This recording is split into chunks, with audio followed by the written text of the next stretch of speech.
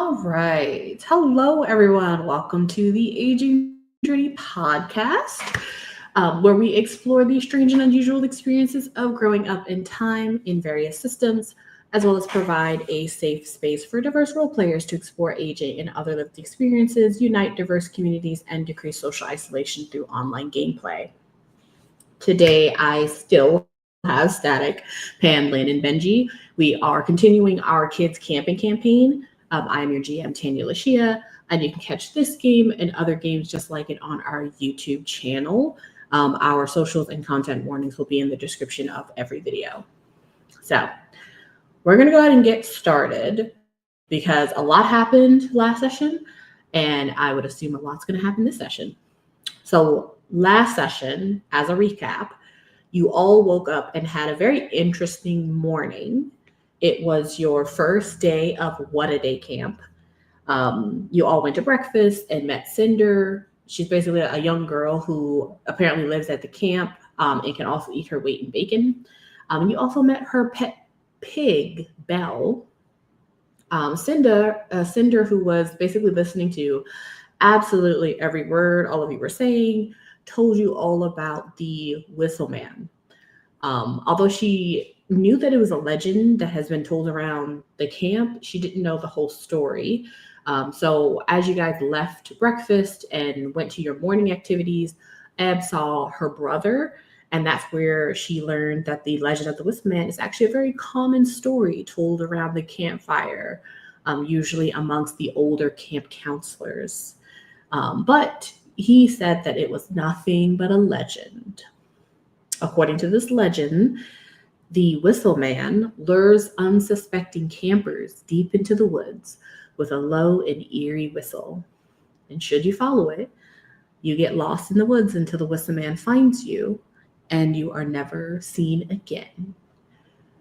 After that, or while Ebb was doing that or learning that information, the rest of you were attending your classes. And then Ebb eventually attended their class along with Hayden. And you all met your instructors for at least one of your classes that we kind of went through in the last session. You met the substitute charm teacher, Mr. Vanglow, the STEM teacher, Dr. Zebulon, the fight teacher, Gilda, and the grit teacher, Dr. Tuffle, who's also Cinder's dad. A couple of things that happened, most notably, Hayden learned all about curses, specifically that certain curses are very dangerous and require attunement, or else the effect will be bounced back to the caster. Meanwhile, Ebb learned nothing and stole what is for sure a powerful artifact from class without reading the handling instructions. A little less notably, Gia killed Juni during fight practice, and then Juni went to the nurse and received a delicious ginger drink that calmed her nerves and stomach. So that was a pleasant interaction. And then you all met up after your classes for lunch to kind of debrief about your morning, and that's where you learned the full legend of the Whistle Man. Luckily, you guys have the rest of the day to kind of talk about what you'd like to do, as well as 10 more days before the bus returns to take you all home. Friendly reminder that you all still have -1 to your grit until you have actually gotten some rest. And before we actually jump into the episode, we are introducing a brand new mechanic. As you guys know, Kids Campin is a game that I created that is based off of Kids on Brooms. And the mechanic that I'm introducing here is called the Hex, Curse, and Boon cards. And those are going to be introduced basically in this session.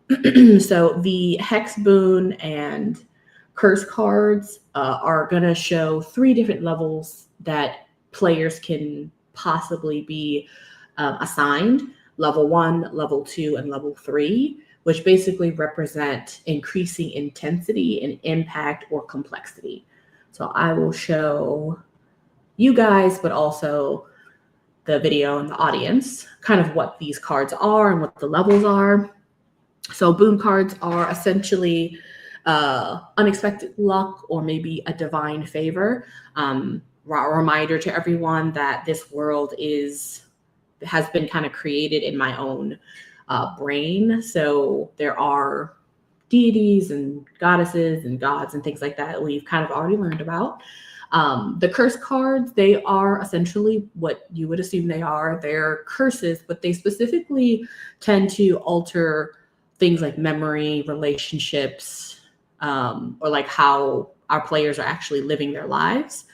And then hex cards, they are not going to necessarily alter what's going on. They might just twist something to be a little bit more negative that would naturally happen. So those are kind of the differences between the boon, the curse, and the hex cards.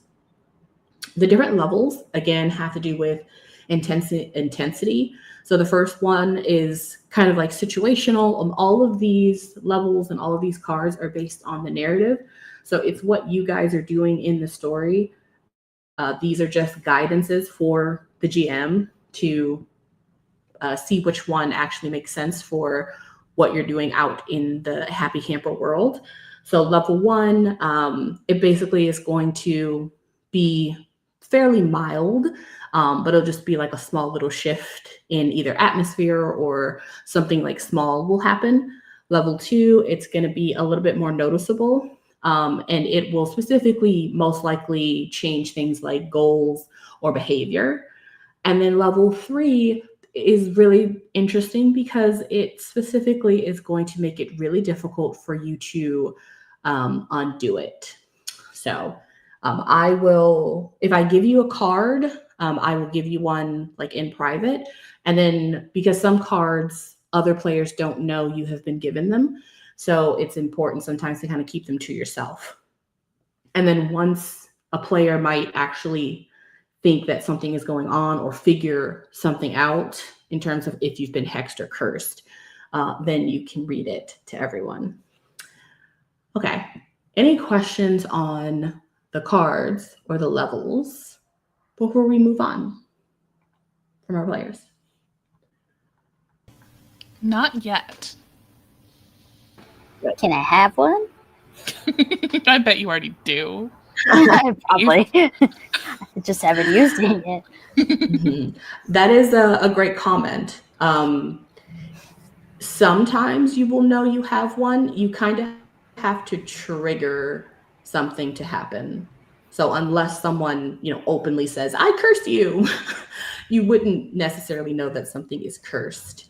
But you will once it gets triggered.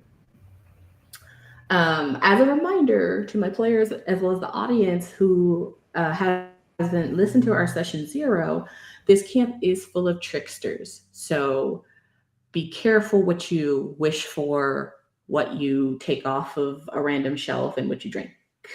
Okay. Let's. Some pointed advice right there. I feel like I've been attacked.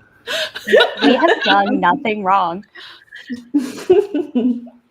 Let's get back to our story where you all are. I think we said that you guys were going to be at lunch. You've just gotten the piece of paper that talks all about the Whistle Man. And in fact, I think I have the final version of that so I can show everyone what that looks like.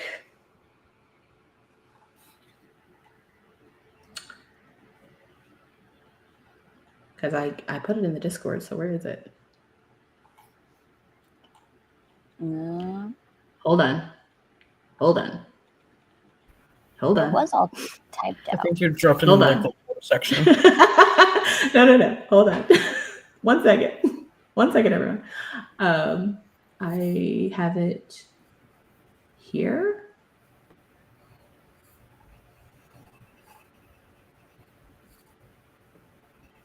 So it'd be really great if I knew where I saved things. Okay. I will grab that in a minute and show everyone. But we are going to kind of start off with everyone at the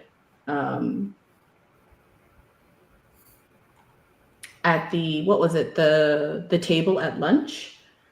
And I think the last thing you were all doing was literally reading a document that Cinder had given you. Oh, I found it. Reading the story of the Whistle Man. Here we go. Okay. As a reminder for everyone.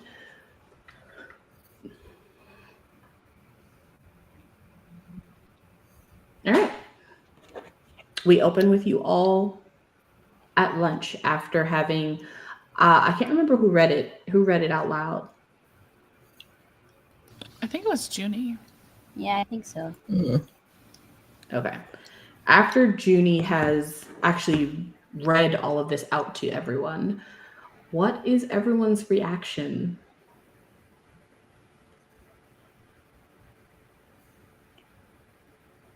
So, this story has some inconsistencies. Yeah. Just saying. I mean, they usually do. But, considering that the myth of this guy says that we shouldn't be alive right now, maybe he's just, like, cool? I mean, to be fair, we only went to the edge of the forest. We didn't go into it. Oh. That's a good point. I mean, do we think it would be safer going in the day, or do we think it only comes out at night? Well, I mean, people do hikes and stuff through the woods during the day, don't they? Maybe we just need to go in deep enough that the sun gets blocked out. I mean, if we never want to come out again, which I have a class I'm not super excited about next, so I wouldn't mind getting lost instead. What class do you have next? Chimeric creature care. Oh, that's the class I have! Okay, it might be funnier then.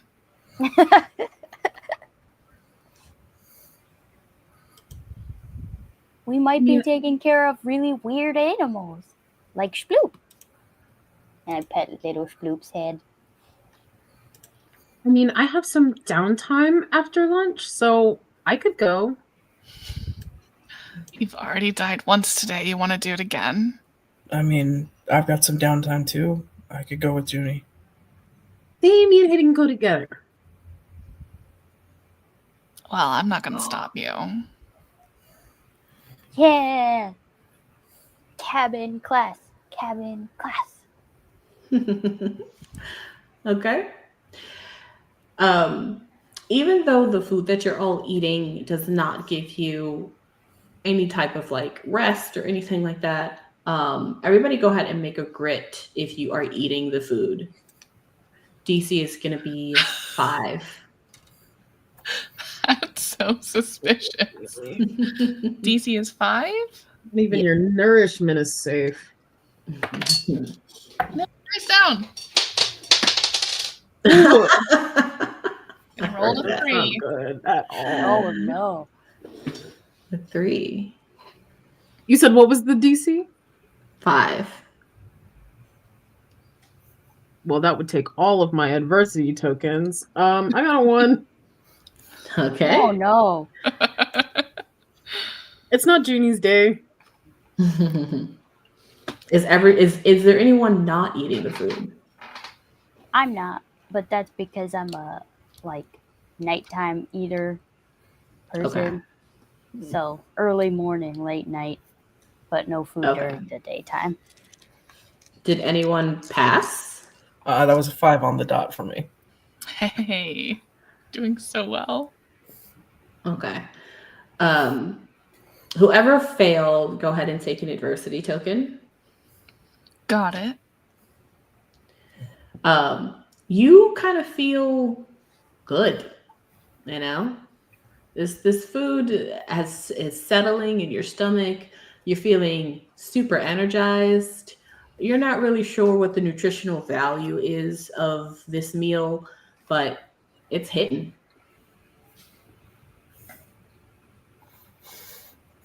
That's it. You get, I feel like really good today. Like you drink like some homemade ginger ale, and then this food is really good. It's like, I feel like camp is really going to be like amazing. Ginny, I think you just have the munchies. That too. Didn't you guys like do more drugs like yesterday or today? I mean, What? she did drugs in her morning class, and then what? You went to the nurse and That's drunk? not what happened. That's not what happened.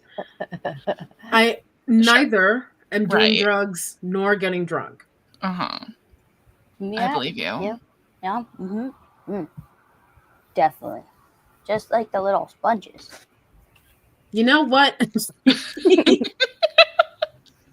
She gets up and she's like, I'm gonna go eat with my other friends. No. Since you guys want to be like this.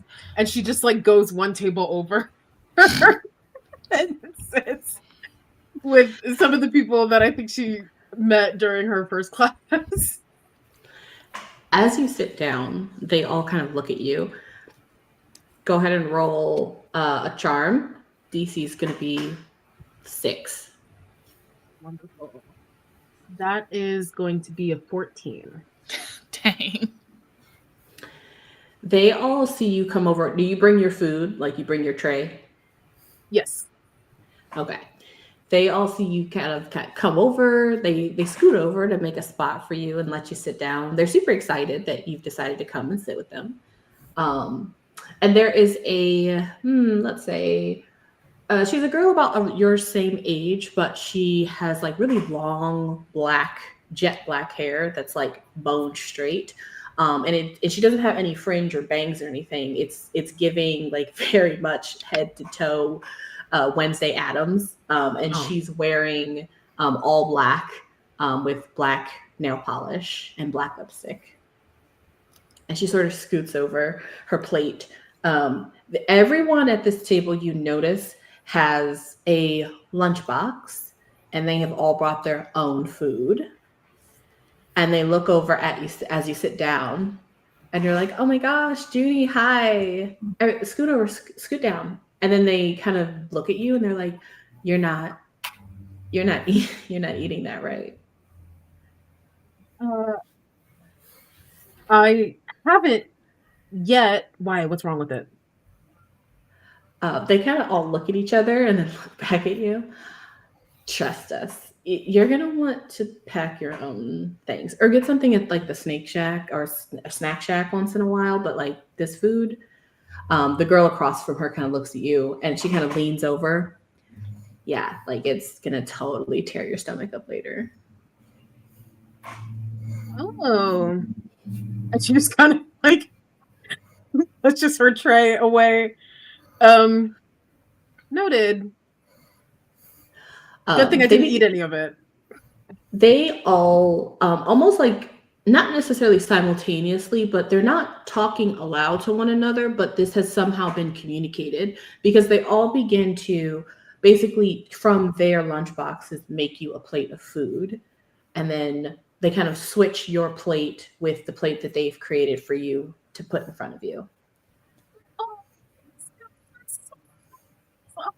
I feel so welcome. It's like my first day at camp, and you guys are so nice.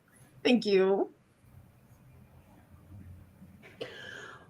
Everyone who's at the other table, what are you guys doing?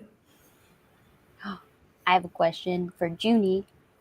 Mm-hmm. Is your bunny out? Yeah, I think she takes her bunny everywhere with her. Okay, I'm gonna take some dried seaweed out of my backpack, and I'm gonna try to get the bunny to come over to me.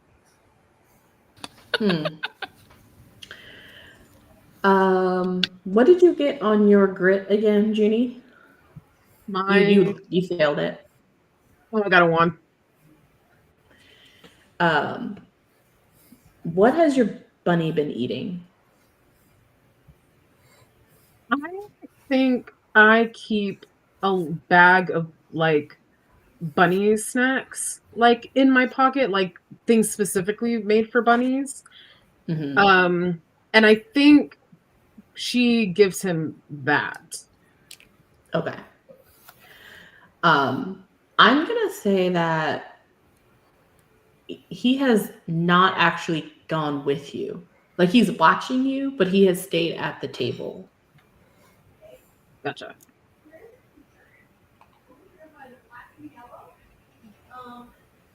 So continue, Ebb. Oh, did it? Hello, Mr. Bunny. Here is some yummy things. I'm trying to get your mom to come back to the table because you love us so much and not those other people. And I'm just going to keep giving him these delicious little seaweed snacks. Okay.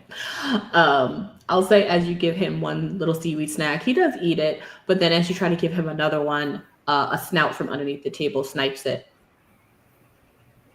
I just take, is it a pig one? Is it pig snout? Yay! Yep. So I'm going to reach in my backpack and get like a dried apple instead and give the bunny the seaweed and the pig the dried apple. Okay. You are fully feeding them under the table. But you can, in fact, make a brains roll as you are there with Juni's familiar.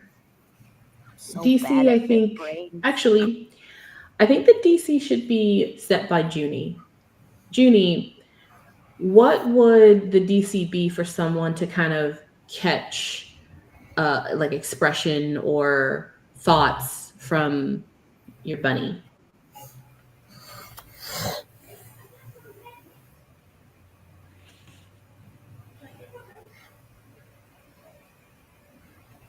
Would it be difficult?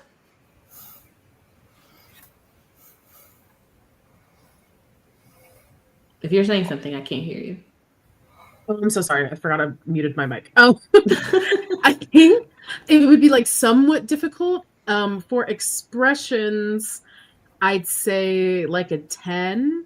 For anything more human communicative, I would say definitely higher. But for an expression, I'd say a 10. Okay. I'll never It's going to be brains 10. Okay, here we go. Oh, that's a 1. Okay. Plus nothing.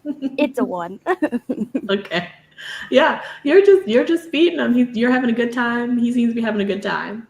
Nothing out of the ordinary. Does he let me pet him? I don't see why not. Yay. Pet. As you are all eating, the bell once again that kind of rings out across the camp goes off. As lunch is about to finish up, you guys again see your counselor Mickey. She's not at your table anymore. She kind of got up and went to another table to kind of talk to another counselor, and then she has since came back since the bell has rung, and she sort of just calls out to the entire table. All right, guys, let's go. Next activity. You have about 5 minutes to just clean up, put your things away, and then I will see you all later tonight for our big bonfire opening. And everyone kind of is like, yay, woo. And then you guys have a couple of minutes before they will start ushering you out of the mess hall. So, do we guys want to go after the Whistle Man tonight or tomorrow? Because I'm kind of tired. I thought Hayden and Juni were going to be really brave and go in themselves this afternoon. We are. Also, don't eat the food. What? I've gotten some word that you shouldn't eat the food because it'll give you stomach aches. So don't eat the food. Okay. Sure. What if I get special weird food?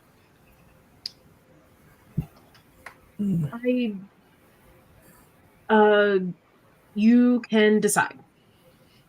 Okay. Where are you all going? Are you wanting to go to your next activities? I think me and does Hayden still want to go into the woods? Yeah, you still got him to go. Cool. Sweet. Then we'll go to the woods for downtime. I do actually want to go to Chimera Creature Care. Chimeric Creature Care. That's what it's called. Okay. So you want to go to class.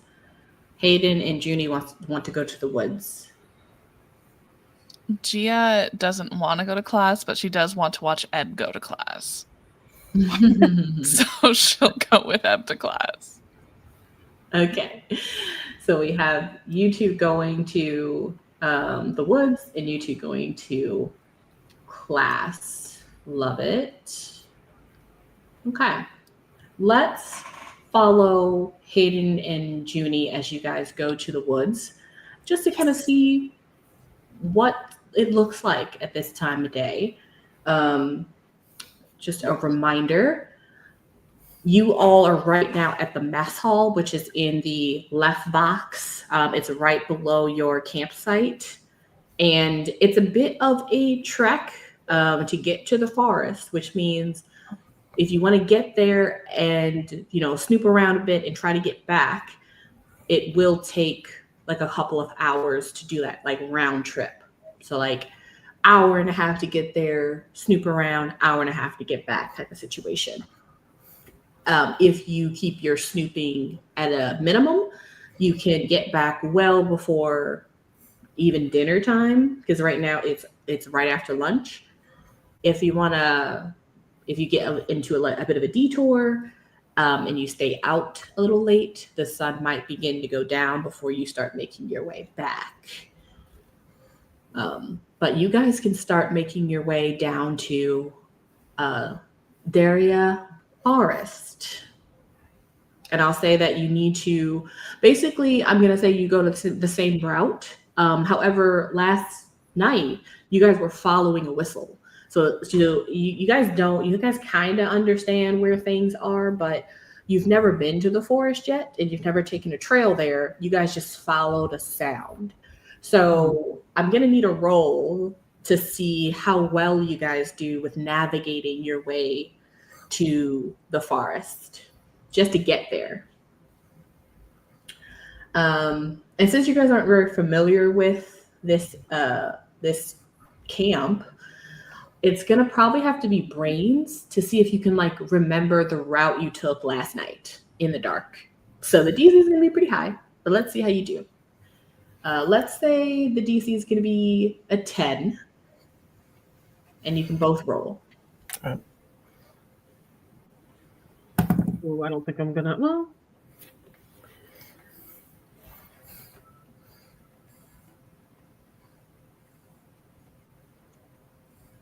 No, I'm not going to make it. I got a 5. Okay. So with that is an 11. Okay. Hayden, you remember how to kind of get there. You're mainly kind of going off of the little bit of moonlight you guys had last night, maybe the smell of the trees. But you both are able to navigate your way to the edge of the forest. This isn't the exact same edge of the forest you were at last night, but you definitely know it's the edge of the forest.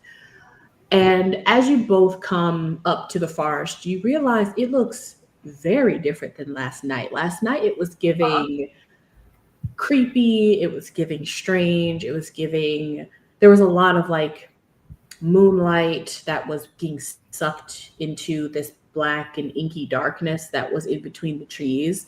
And then that really, really weird creeping fog is not here.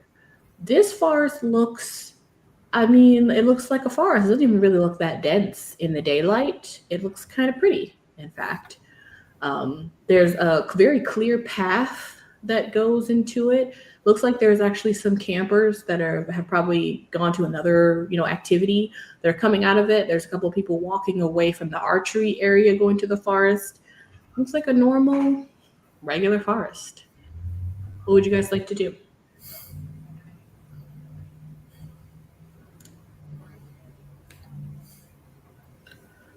Maybe you should whistle, see if you hear anything. Worth a shot, maybe. Just kind of cup his hands around his mouth, trying to project it out a little bit, and just give a couple really short melody whistled out. Okay. Your whistle is pretty good. It goes fairly far. It goes into the forest. And a couple of campers that are kind of coming out of the forest with like activity boxes. They kind of like wave to you all as they keep walking. But no whistle is returned. I think June just kind of waves back. And she says, okay, maybe we could, what did the legend say again? Maybe we can try and find it's like the guy's cabin thingy.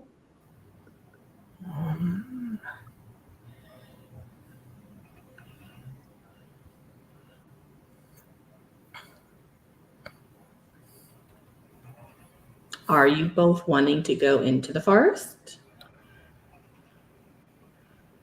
Well, that's what Junie's asking Hayden. Yeah. I mean, mentioned the cabin was near the edge of it. It can't hurt to maybe try. There's plenty of people around. Let's go. And she just like grabs Hayden's hand and like pulls him into the forest. Okay. You all you run into the forest. There are people coming out on a path, but you guys aren't near the path. The path is kind of away from you. So you can just kind of go, just step into past the edge. Outside, it looked really pretty. Inside, it looks magical. It's tall, beautiful trees. It's lush foliage, green and browns. And as you guys keep walking just through the brush and get a little further in, you realize that this forest is quite large, but it's also on like a series of hills. So you can kind of walk, down one trail and go up another trail, and you can tend to see the rest of the forest very clearly, like through the trees. It's not scary. It's very nice, very magical. You can hear voices of other people and other trails, other campers. If you guys are specifically trying to get to somewhere in particular, as you get into the forest and as you guys walk around, I think you're going to have to try to figure out like how to find what you're looking for. You can pull up the paper again and try to like analyze it and figure out if you can determine somehow like where it would be. And you can kind of tell me how you're doing that.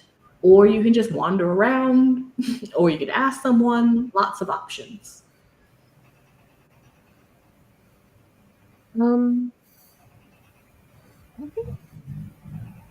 It may be good to ask someone. I mean, I know we're a little like off trail, but if we see someone nearby, because well, I guess Juni asked Hayden, she's like, you've been to this camp before, right?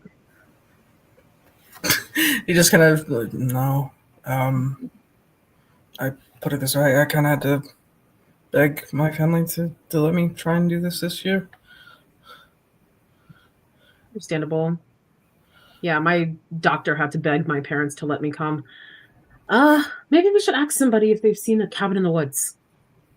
And then I think she gets a little closer to the trail and she just yells, "Excuse me!" You say that, you're kind of trying to say excuse me to anyone, and you don't get like a response. You still hear other campers, but no one responds back to you. I think she finds someone specifically to call out. Okay. You guys continue into the forest, following the voices of some of the campers you can clearly hear. They're in here somewhere, right? And perhaps they're in the trail further in. Maybe they're coming from the left here. So you follow those camper voices. They're not 100% distinct. It doesn't seem like they're saying anything you'd be able to catch. It's just a gaggle, a gaggle of, campers, as if you would hear as you're just walking in the mess hall. But you guys walk further and further into the forest, calling out for one of them to respond to you. No one does.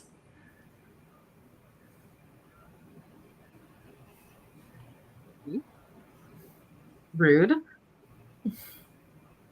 Well, not going to get anywhere like this. Should we head back? Might be a good idea. The longer we're in here, the more these paths are going to all start to look the same. Yeah. And I don't want to miss my class. Might die again. What, not too keen your first day trying to become a new legend yourself? Not too. I mean, my first friends at camp already think I'm lying about things that I saw in the real world and I died, and they also think I'm poisoned or drunk and high. So I don't know, not have that be my reputation for the rest of camp time.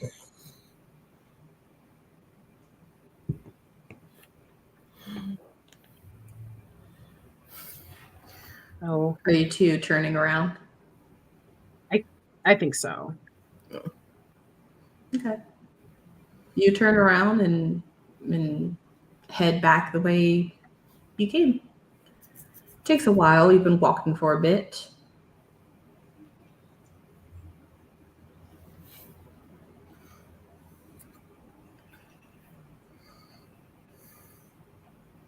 You both continue to walk and walk and walk.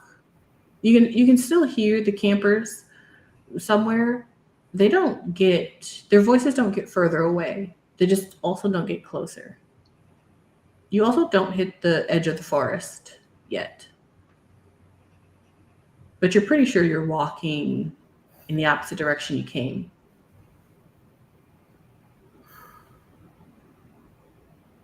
Yeah, it's definitely this way, right? I think so.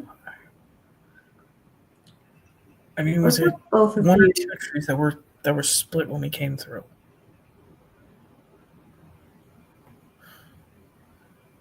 Either of you can make a brains roll. For Hayden, your DC is going to be 5. Juni, your DC is going to be 15. My God, that's not fair. Well, I'm not going to make it. I got a 7. Okay. I got a 4. Oh God, we're going to die.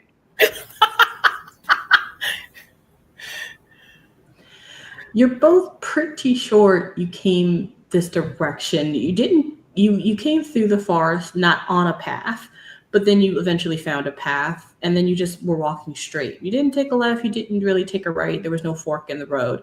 You were walking for a long time, seemingly, and then you turned right around, like you just did a 180. There's no way that if you don't just continue to follow this path, you won't see the edge. and you're pretty, and you both feel in your hearts, your deepest of hearts, that you definitely didn't walk far enough to not even, because it's hilly. So there were some points where you could clearly see other parts of the forest. There's no way you wouldn't be able to see the edge eventually. But perhaps you just need to keep walking. Perhaps you came in further than you thought. Just saying above table, now would be a great time to have my broom that literally doesn't let me get lost. Broom.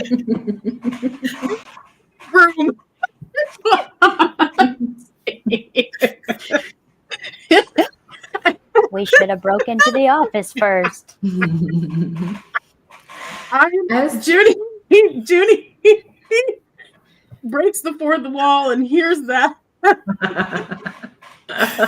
She's like, okay, maybe instead of walking forward, we should go up. See if we can get out of here. And she takes out her broom. Okay. And she invites Hayden to hop on and wants to fly above the tree line. Okay. Go ahead and make a flight roll. I'm assuming you are fairly proficient in your broom. So you can, let's say the DC is going to be 5 to just to fly it. Love that. Wonderful. That's an 8.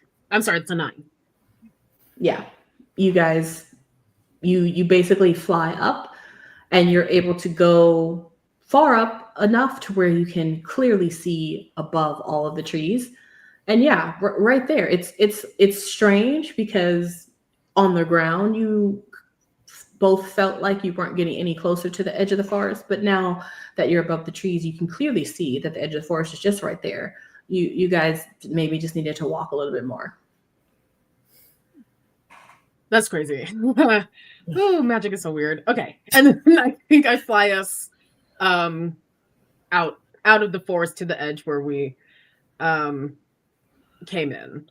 And then put my broom away to not get caught with it. Lovely. As you all come out of the forest and you have to touch down outside of the forest, which was giving you cover, let's see if anyone sees you. I think this is going to be contested. And who would see you? Oh, yes, he would. All right. Go ahead, and I want you to give me give me another flight roll, actually. And it's going to be against his fight roll. I feel like I'm not going to make this one.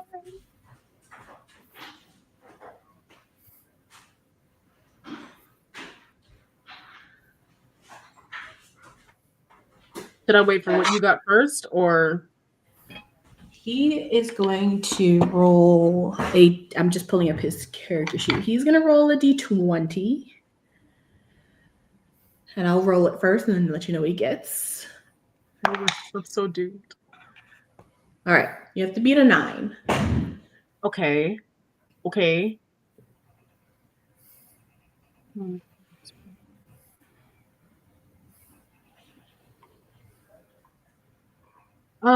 Would this be a good time to use innocent and keep my broom? Yes. If I can The broom at all costs. If I can kind of charm my way, I have good excuses. I got a 5. Okay. Let's see what the reaction is. So this was basically to see if he saw you, essentially. And he does see you. As you both touch down, you simply just hear a voice. You don't hear footsteps. You didn't see anyone. You simply just hear a voice of a man behind you. Oh, I see you have a broom there.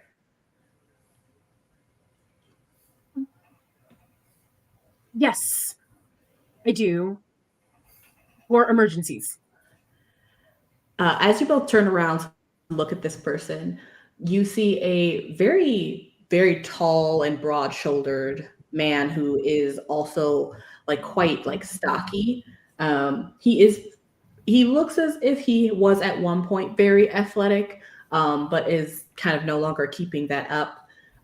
He is highly grayed, like his eyebrows, his hair. He has a goatee and a mustache that's all gray.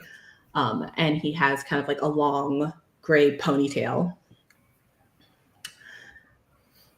And he just kind of looks at you as you turn around.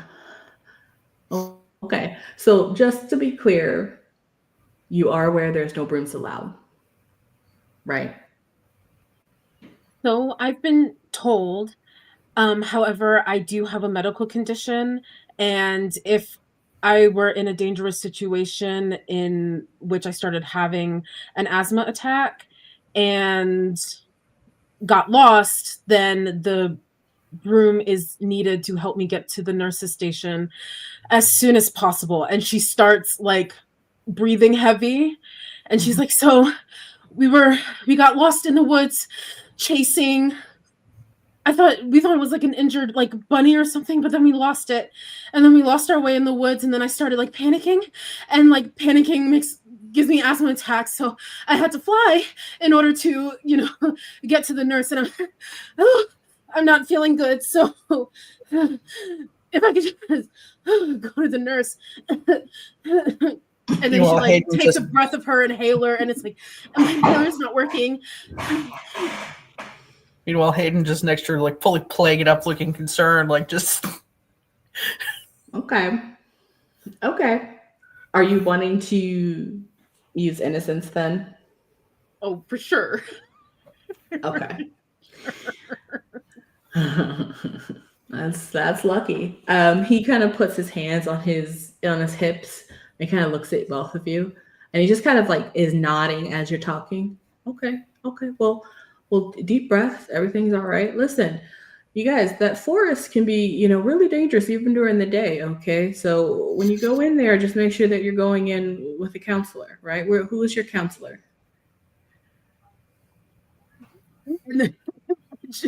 Judy's still playing it up, but she's having an asthma attack, and she like pats Hayden's shoulder to respond, but she's like, I need to go to the nurse.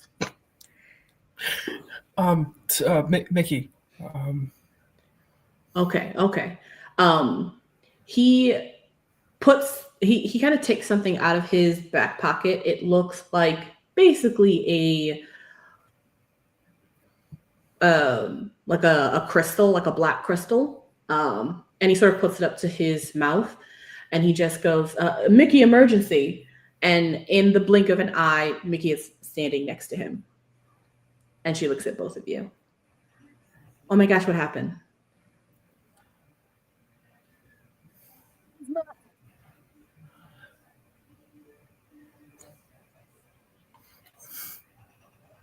I can't breathe. She sees this and she kind of like freaks out a little bit. And again, she holds up another crystal. And this one is a different color. Instead of his black one, this one is kind of like an aquamarine, and it's glowing. And she goes, oh my gosh, emergency, Miss Angelique. And so she calls her. And in one moment, Miss Angelique appears. And she's looking at you. And she looks at you. Now, as Miss Angelique gets here, I'm going to need you to make a charm for her anyway. Because she's going to be able to see through you in front of these two other people. Now, in this moment, you can choose to convey to Miss Angelique that this is a ruse and basically ask for her to co-op this story, or you can try to still play it up and possibly have this all blow up. But that'll be up to you. Ooh. But I should see what I roll first, or is it dependent on which one I choose to do? Yeah, I'll say you need to choose which one you want to do, and then I will give you the DC. Ooh. Let's see. The ether is trying to convince me to. If I choose, she will play along with me. You don't know what she's going to do.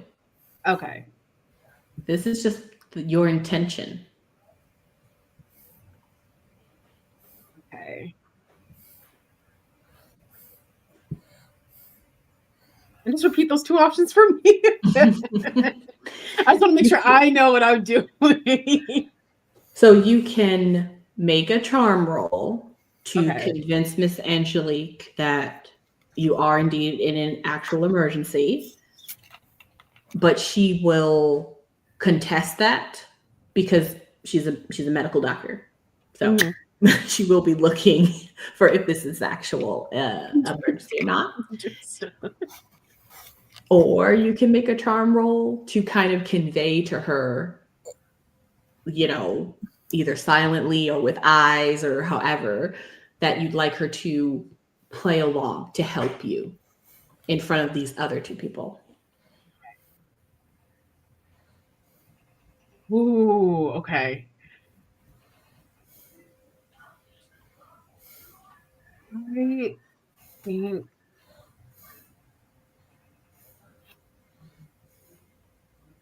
I think Juni. I think she trusts this nurse. And I think she's going to convey that she is okay. Okay. Now I'm gonna roll. DC is going to be a 2. Oh, wonderful. I got a 14. Oh, yeah. What do you want her reaction to be as you try to convey what you're trying to convey to her in front of everybody? I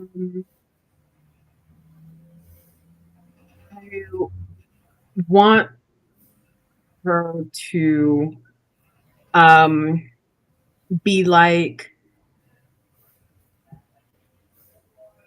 can everybody else see that I have a broom, or was it like, or is it understood that I put it away as soon as I? So right now, only the guy that showed up saw you with the broom.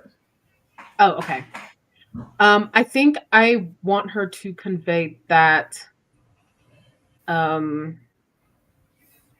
it's a good thing that we were found so that I could get help and not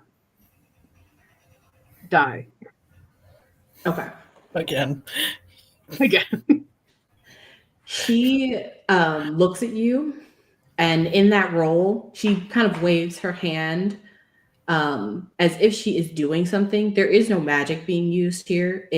She's feigning this, but she kind of waves her hand as if she has done something for you, like an instant calming effect or something. And she goes, there. All right. That should help you temporarily. She kind of looks over at the man. Very good reaction time, Grim. Thank you. And she looks at Mickey. Excellent job. I think I can handle it from here. And Mickey just kind of smiles and she kind of leaves. The person that she called Grim kind of stands there for a second, looks at Miss Angelique, and then looks back at you, and then looks back at Miss Angelique. Well, all right. Do you say so? And you hear Miss Angelique says, I did. Damn. And he... Whoa, what a banger. he walks away. Drop the mic. She turns back to both of you. She turns back to both of you. I assume you did something to cause attention. Well, it's a little bit. I mean, it was an emergency for sure. And she like looks at Hayden to like help me out, help me out. Mhm. Well, just be careful. He has eyes everywhere. And as she says that, she actually kind of like strokes your hair a little bit.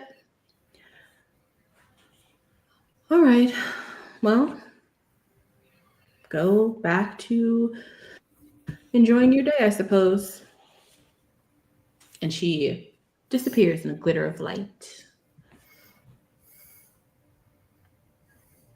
I have to learn how to do that for the next time we're lost in the woods.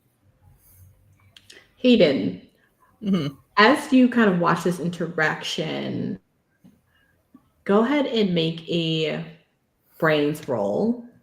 DC, I think, is going to be 7. Okay.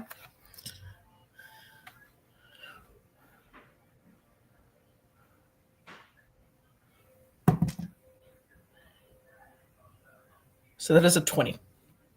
Wow. Non-blow up version. Wow. Wow. Wow. I was gonna just say it was a bit odd, but no, that there's something a bit off about that interaction. Number one, it's very clear that Juni was able to convey that you guys are kind of like playing this up. It's a bit odd that Miss Angelique would go along with that. I mean, you've only met her like once, but okay. Also, you definitely did clock the stroking of the hair. It wasn't like unpleasant. It was more like seeing someone who would be doing that to like their child in like a soothing way. But the fact that Juni didn't seem to have any reaction to it is probably what's weird. Just takes a second, just kind of looks over at Juni's like, is she actually an old family friend or something? Feels that way, yeah.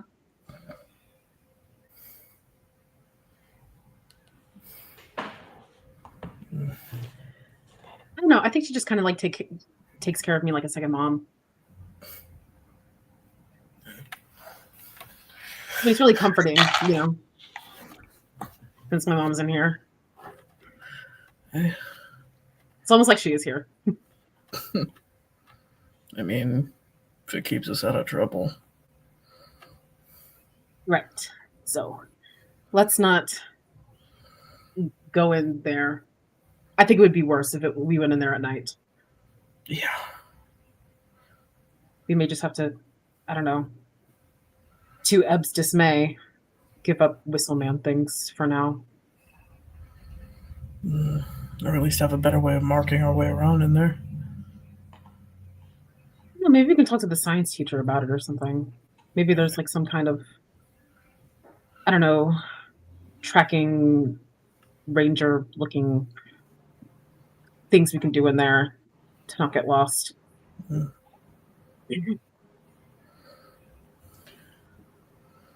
I'll say you guys are talking and walking, making your way back to the group.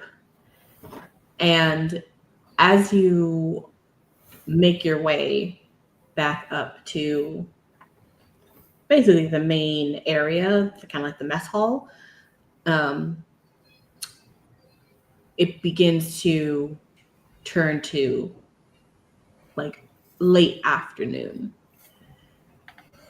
And so as you two are making your way back, we're going to go back in time a few hours and see what everybody else is doing.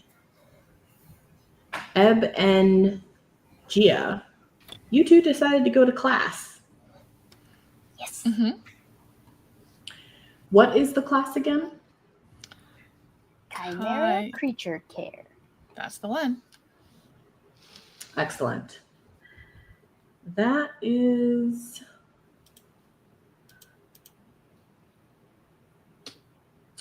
I think that is... What's the stat for that? Charm. Yeah, what she said. Okay. You guys are going to be like up here, probably near the lakes. Oh, you mean the charming stab lakes where nothing ever goes wrong? Yeah. Yeah, it's a charming Amazing. name. And once again, this is the first time that Ebb is meeting this teacher, but you both see Mr. Van Glow. You all of the classmates have been congregating at like the edge of one of the lakes, and he is in a canoe, standing on the canoe in the lake, even though you guys are not in the lake. You guys are at the edge of the lake watching him, but he's standing on the canoe in the middle of the lake with like this really huge, like oversized cape that's kind of flowing down and then over the sides of the canoe for dramatic effect, of course. Of course. Yes. And he kind of has his hands kind of clapped together as he kind of looks at all of you. Everyone, today we are going to learn about what lurks underneath. Walk into the lake. Come to me. And he just stands there and waits for everyone to walk into the lake with fully clothed.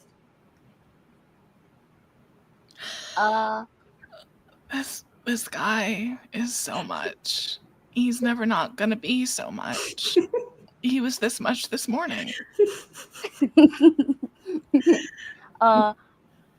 Do you have any water breathing abilities, Gia? No. Okay. I'm gonna try to do magic and give her some water breathing abilities. I love that. 'Cause I already have them. Okay. What are you trying to do? I'm just trying to like impart my like siren abilities, like kind of like share the bubble of water breathing out from me a little bit extra so that she can walk in the water no problems. Gotcha. Okay. How are you casting this spell? I will use my really cool wand. Very nice. What do you want to use? I think this might be maybe grit or brawn, maybe, because I'm trying to like give her a physical ability that she doesn't have. So maybe grit. I'm gonna say Oh no. that it really depends on if Gia wants this. I don't know if you even say what you're going to do, because you just asked her a question and she said no. So let's do this. How about you roll a brawn to basically push this physical protection on her, and Gia, you're gonna roll a grit to see if you can understand that this is supposed to be protective. Great. Awesome. Do we have a DC? It's gonna be contested. Would you like it's to know contested. mine? Sure. It's a 2. Oh, great. Let's see what mine is. It's a 3. Hey. We did it. Oh, wow. Okay. Several students begin to wade into the water. They also are kind of all looking at each other like, we should have like brought swimsuits, I guess. I don't know what's happening. Like everyone's a little, it's only the second class with him, but everyone's a little over it already. But you all begin to wade into the water. The water is not deep at first, but it becomes like a little deeper as you go in. But I would say by the time you like get to him, you are all, other than Ebb, who's fully underwater at this point, you were all probably like, fully. yeah. You're I was probably, like, almost up at the underwater neck. in the first 3 steps. Yeah, in the shallow end. She's so short. You guys are probably up to like your the top of your shoulders, and some of you are like wading a little bit, but you're I think Gia's pretty tall, so you're probably able to still just like touch the bottom with like your tippy toes as you guys get close enough to this this canoe that he's standing in, and he is standing just fully still, looking down at you all. And as you all kind of are waiting there in the water, waiting for him to speak, you all can kind of feel the water's temperature shift. It shifts from like a light, breezy coolness to a warmness. That could have something to do with the sun. It's not pee, everyone. How did you know? I was just about to ask him that. It could have something to do with the sun. It could have something to do with the fact that like there are now warm bodies in the water. But essentially, the water is fairly still. It's just that the temperature is shifting kind of around you all as you're kind of like wading in the water under Mr. Van Glow. And he looks down at all of you. And he realizes that Ebb is fully underwater. So Ebb, you can probably see what other people can't see. And I think you can obviously, you're a water creature, so you can see underwater perfectly. Yeah, I'm just flat-footed on the bottom. Yeah.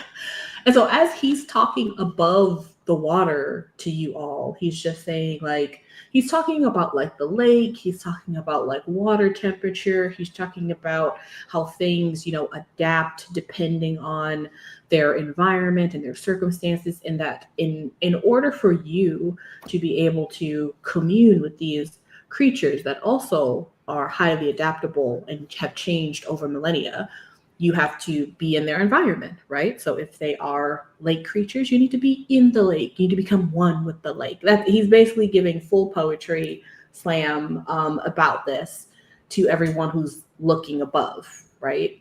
Meanwhile, Ebb, you are seeing something really interesting. I don't know if you've been in all of the lakes, but in this lake, as you're just like standing there kind of listening to him above water, but also like really interested in just the underwater scene that you're looking at, you can see kind of like in the distance, a little further away from the canoe, a really thin, long creature that seems to be shimmering a silver, almost as if like the light hits it and it's bouncing off it like glass. Although you don't see an actual creature, it seems to be either invisible or cloaked by something. You can just see the shimmer of it, if it's movement through the water as it comes towards you and your group. Ooh, can I? Meanwhile, oh yeah, go ahead. Can I try a thing? Sure.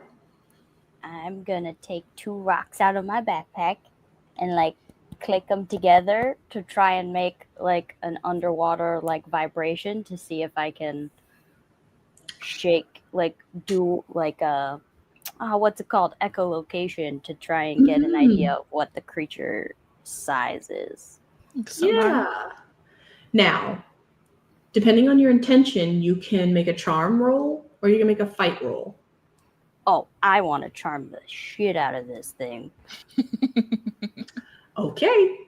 Charm is going to be, I'm going to say a DC 4. Yay! Okay, here we go. I got a 2, but I get a +1. Oh, wait. No, I don't. Yes, I do. +1. That's a 3. Still not a 4, but I have a buttload of adversity tokens.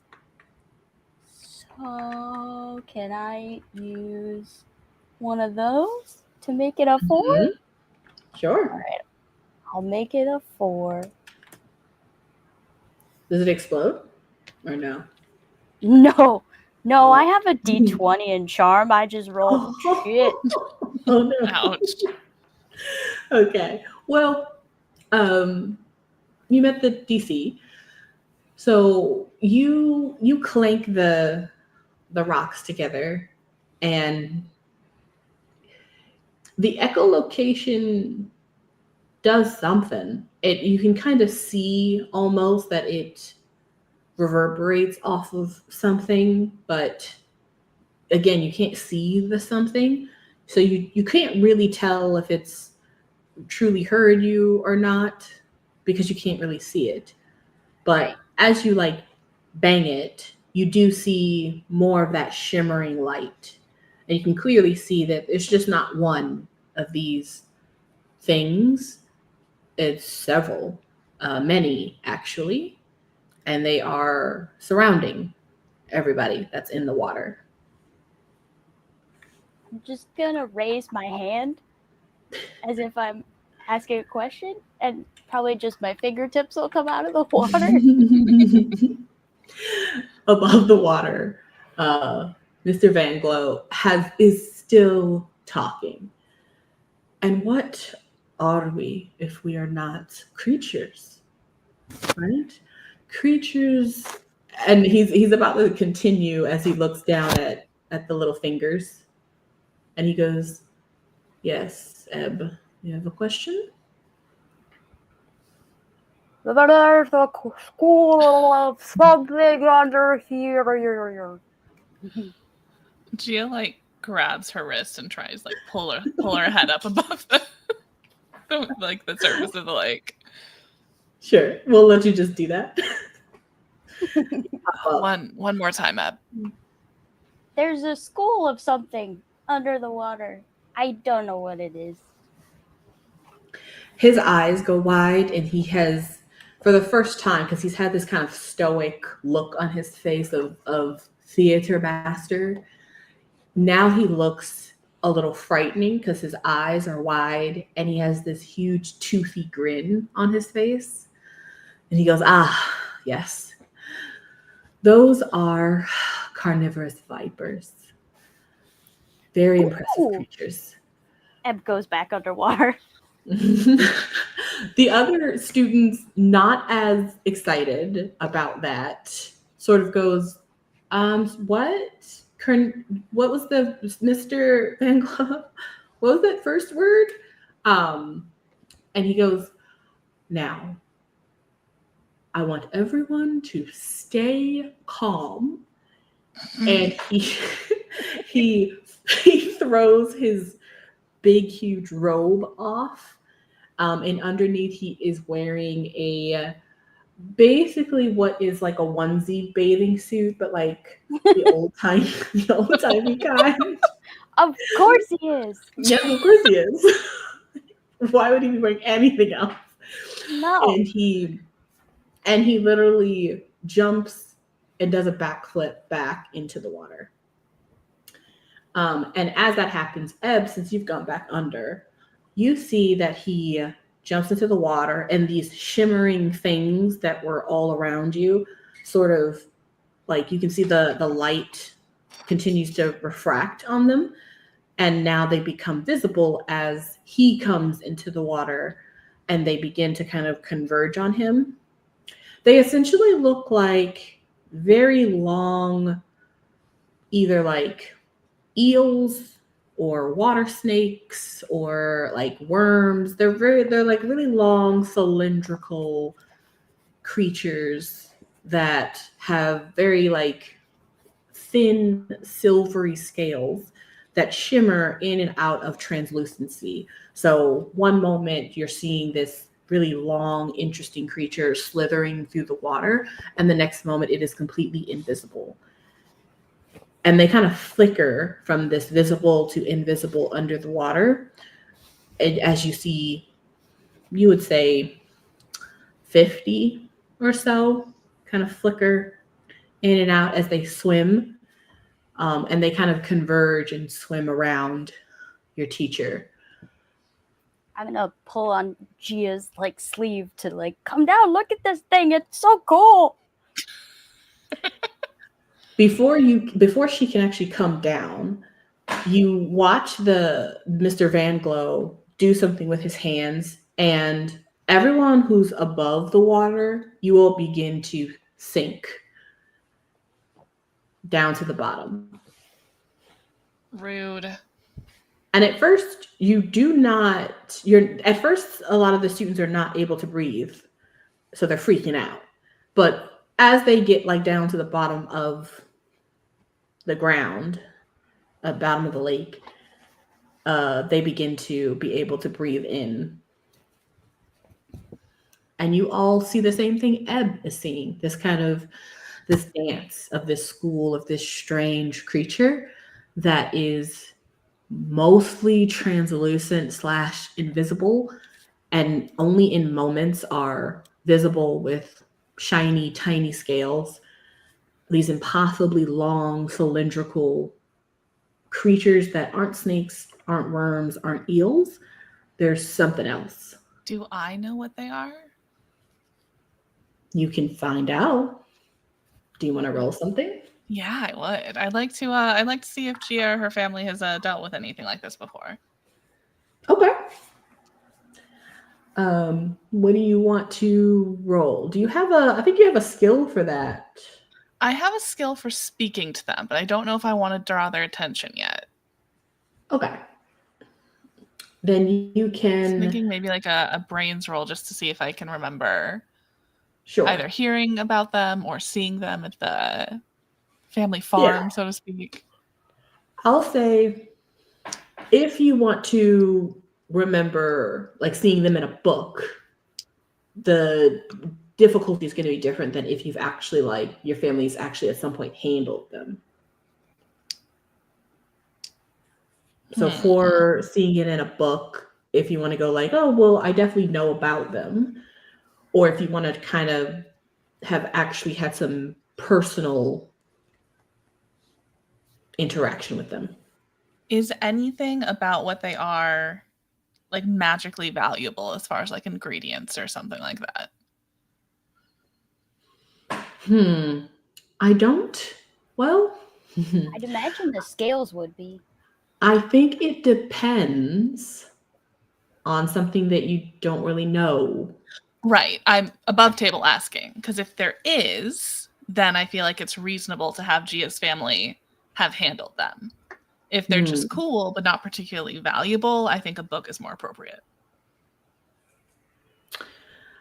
I think in theory they could be valuable, but I will say that I don't think anyone has figured out how to commodify them.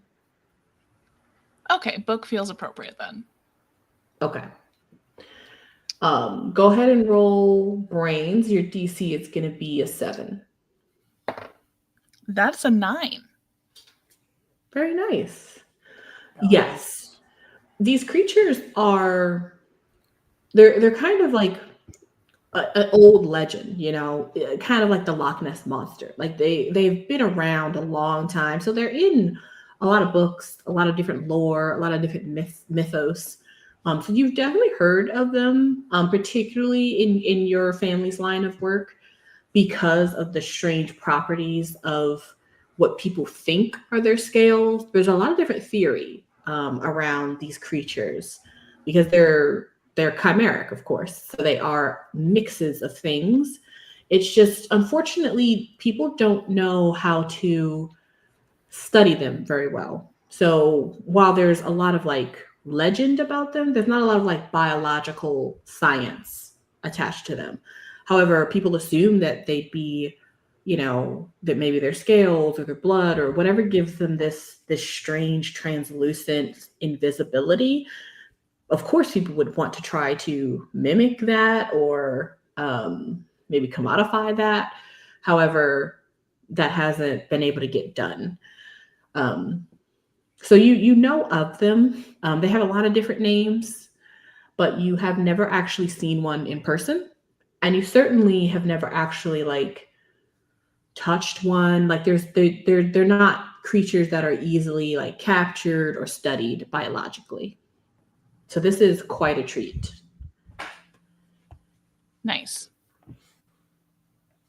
Mr. Van Glow is kind of, he's not touching the ground. He's kind of like hovering in the middle of the lake with his hands up as these creatures kind of swim around him, going in and out of that shifting, translucent invisibility. Hey, Ebb. Yeah. Do you have like snacks, right? Do you have like meat snacks?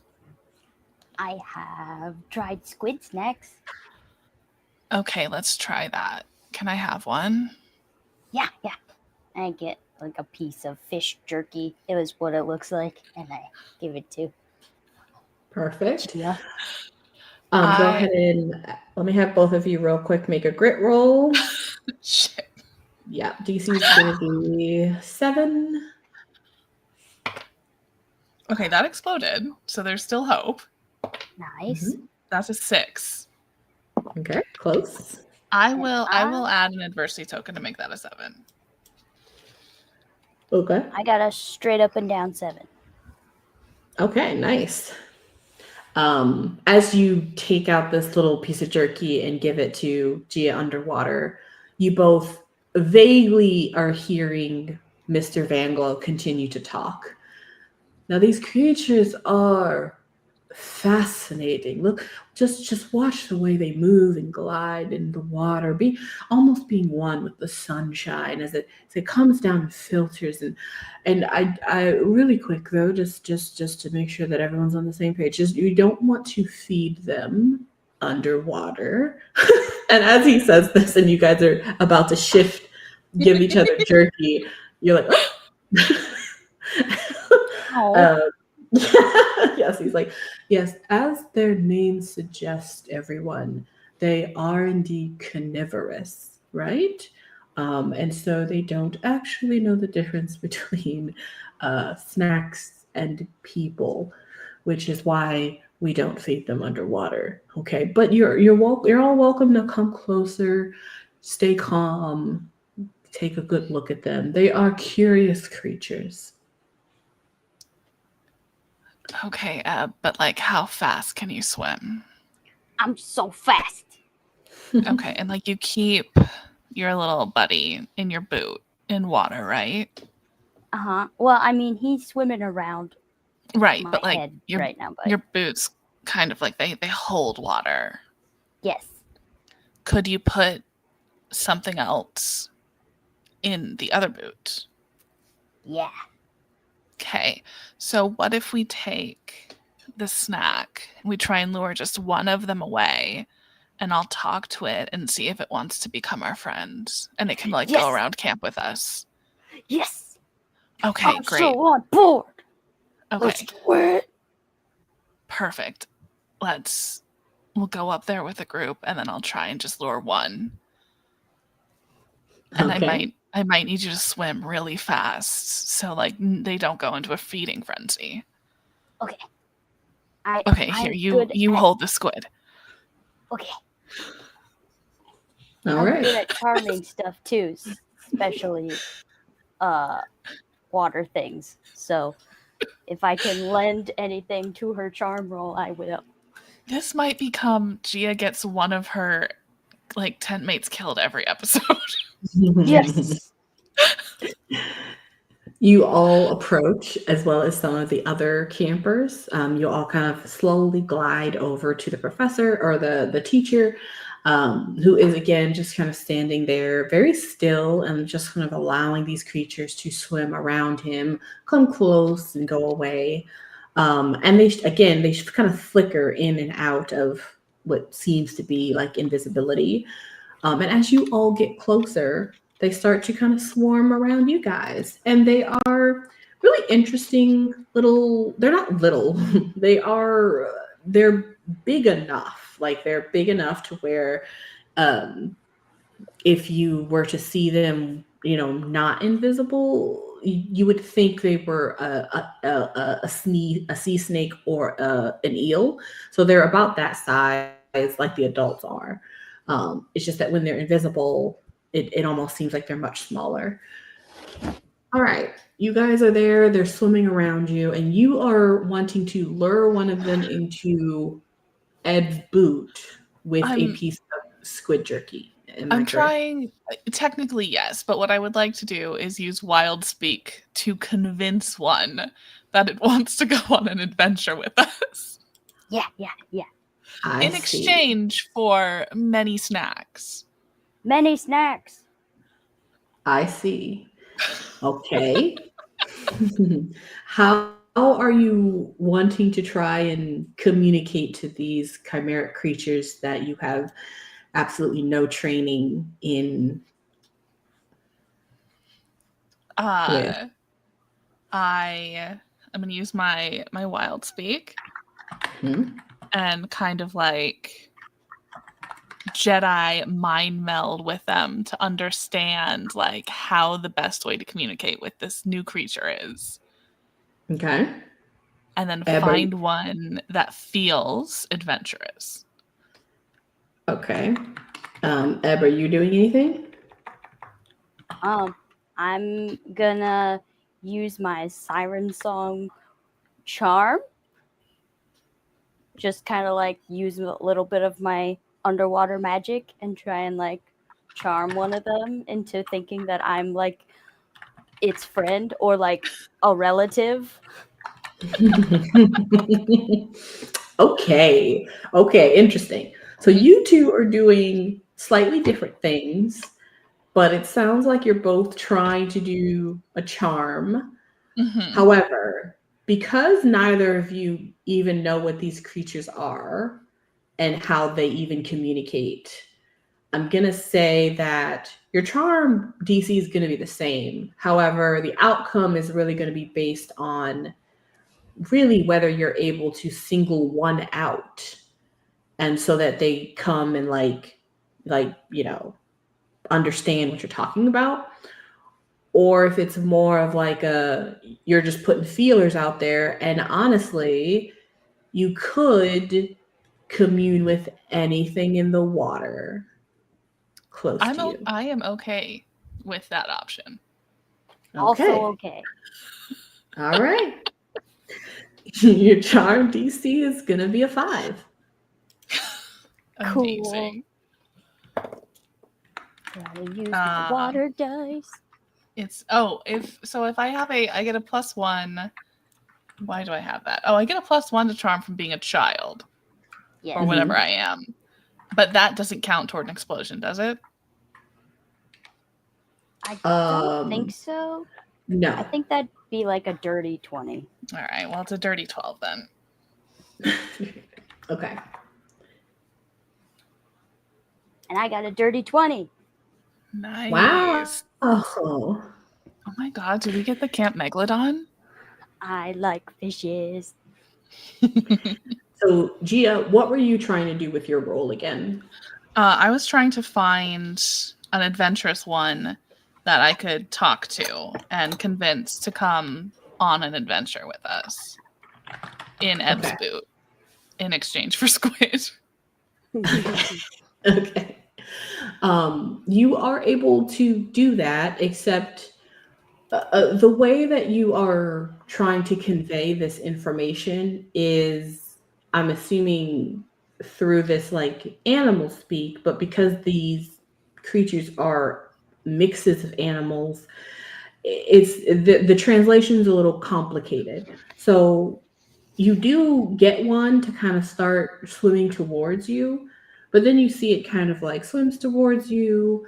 It seems to kind of understand as you try to have this like conversation with it, and then it turns around and kind of shimmers, and then it comes back to you. And when it comes back to you, it comes with another one of those creatures. You're not really sure what it's thinking, or because it's not really a two-way conversation, but it's clear that they understand you. You're just not sure really what they're doing. Great. So that's happening. And then Ebb, what were you trying to do with your? I was trying to convince it that we're related, so it should come with me. Because I'm also a chimera of sorts, Mhm. but of Sea Witch and Siren. So I'm trying to convince it that we're buddies. So you should listen to my buddy and come with us in this boot. Question: where is the onyx jewel that you stole? It's in my backpack with all my other fun toys. Okay.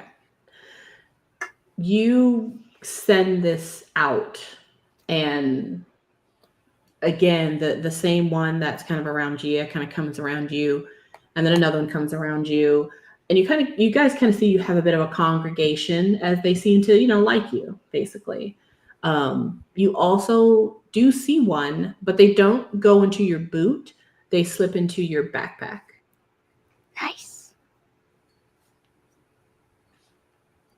I try to mentally warn it that when we get out of the water, the backpack doesn't hold water, but the boot will.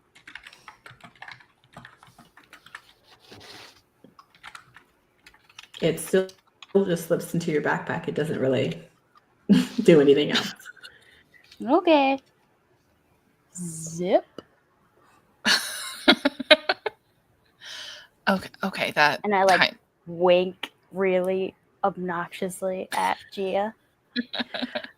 This whole time, as She you just two gives have two been, thumbs up. as you two have been doing all of this, and the other students have been also kind of having their own time with these little creatures. The whole time, the teacher has been talking. Have you guys been listening at all? No. I mean, probably a little bit, because this guy at least let us come down and touch the cool things, so his opinion seems better than the cursed guy's opinion, because he didn't want us to touch anything. Okay. Let's see, throughout all the things that you guys are doing, if you catch a lot of the things he's saying. We're gonna call this we'll just call it a brains roll, just to see if you actually absorbed any of the information. No. I'll say for Gia, who was having who was trying to have a conversation with these creatures. Your DC is going to be 10. Cool. Ebb, your DC is going to be 5.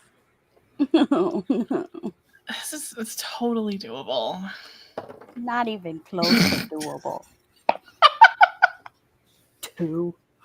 One.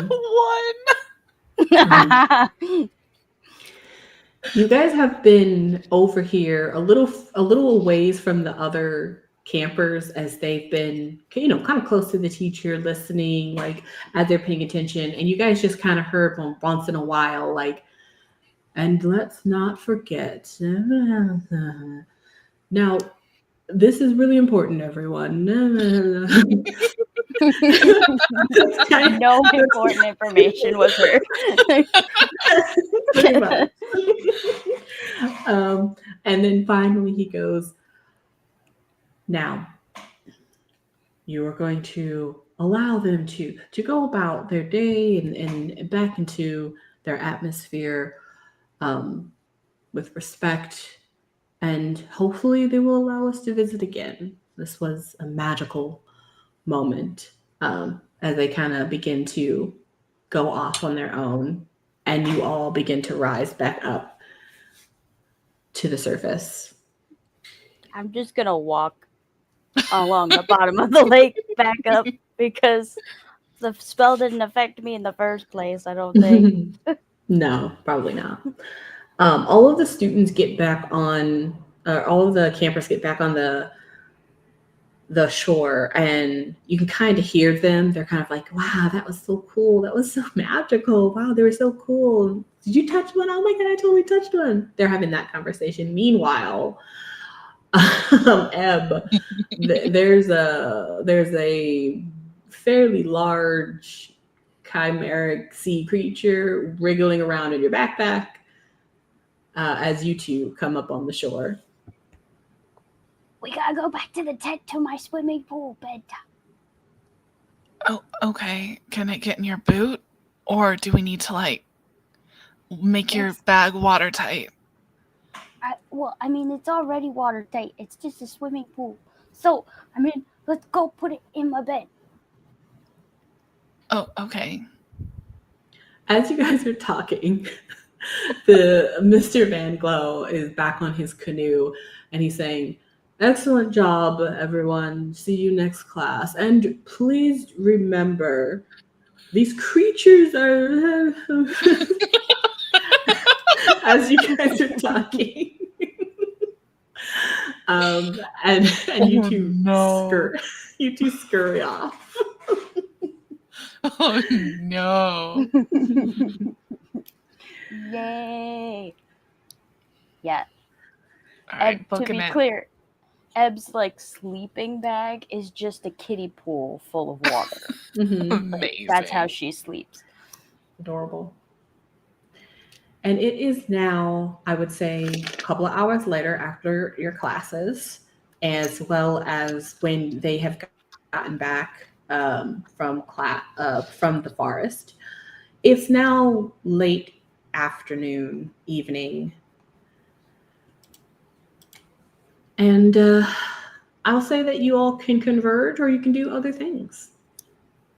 Well, I need to book it back to the tent to hide the eel in my bed first.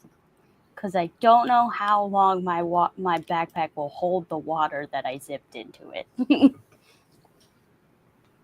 Okay. Yep. Running with Ebb back to her kiddie pool in case I need to, run interference. Okay. Hayden and Juni, what are you guys doing?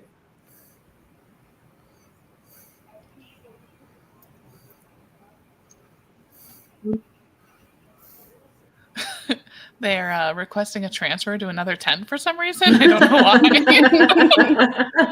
They don't want to be eaten in their sleep. That's so weird. It's unreasonable, honestly. Can we see them running into the tent? I think after you both kind of leave Miss Angelique and you leave like the forest and you make your way back, you can either decide to, I don't know if you guys talked about where you would meet up afterwards, but if you wanted to decide, to retcon that you guys decided to meet back at the tent, then you'd be able to see them. I actually think Juni is gonna go, and she'll let Hayden know. And if Hayden wants to go, she's like, I think I'm gonna go to the shack and get some food since we shouldn't be eating the cafeteria food. Do you want to come? I mean, I'm game to go with you. Okay. And I think you guys are heading to the shack, which isn't on the map, but it is basically near the little crossroads point where like all of the things converge. So like right where you come into the left corner area where the mess hall is and the lake or the river and all of like the campsites. It's just like literally a little shack on one of the paths.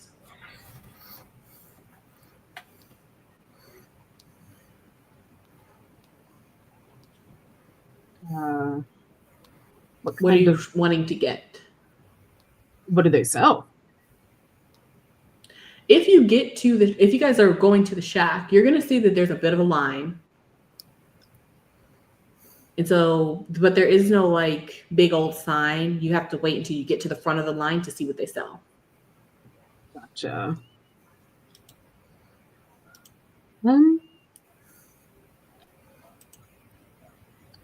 Yes, we wait. Okay. You guys get in line. As you guys are waiting in line for a while, Ebb and Gia, you guys are running back to the tent. Yes. What are you doing in the tent? I'm gonna unzip my backpack and try to like wriggle out the eel into my kiddie pool full of water. Oh, okay. You open up your backpack and the creature does plop out, but it seems to be in some sort of a like slimy wet cocoon. And so it's like a huge slimy cocoon, like egg shaped thing, and it kind of plops out into the water and sinks to the bottom. Is it still kind of invisible-ish, the egg? If you are to like look at it, like inspect it, you can maybe learn something, but you'll have to like pick it up out of the water and really look at it, or get in the water to look at it. I'm gonna look at my backpack and see if anything's missing first. Your Did it eat backpack all is my empty. snacks? Oh no! Everything. Nothing is in your backpack. No! Oh my gosh! Oh no! Fred was in there. Who's Fred? Who's Fred? He's my favorite stuffy.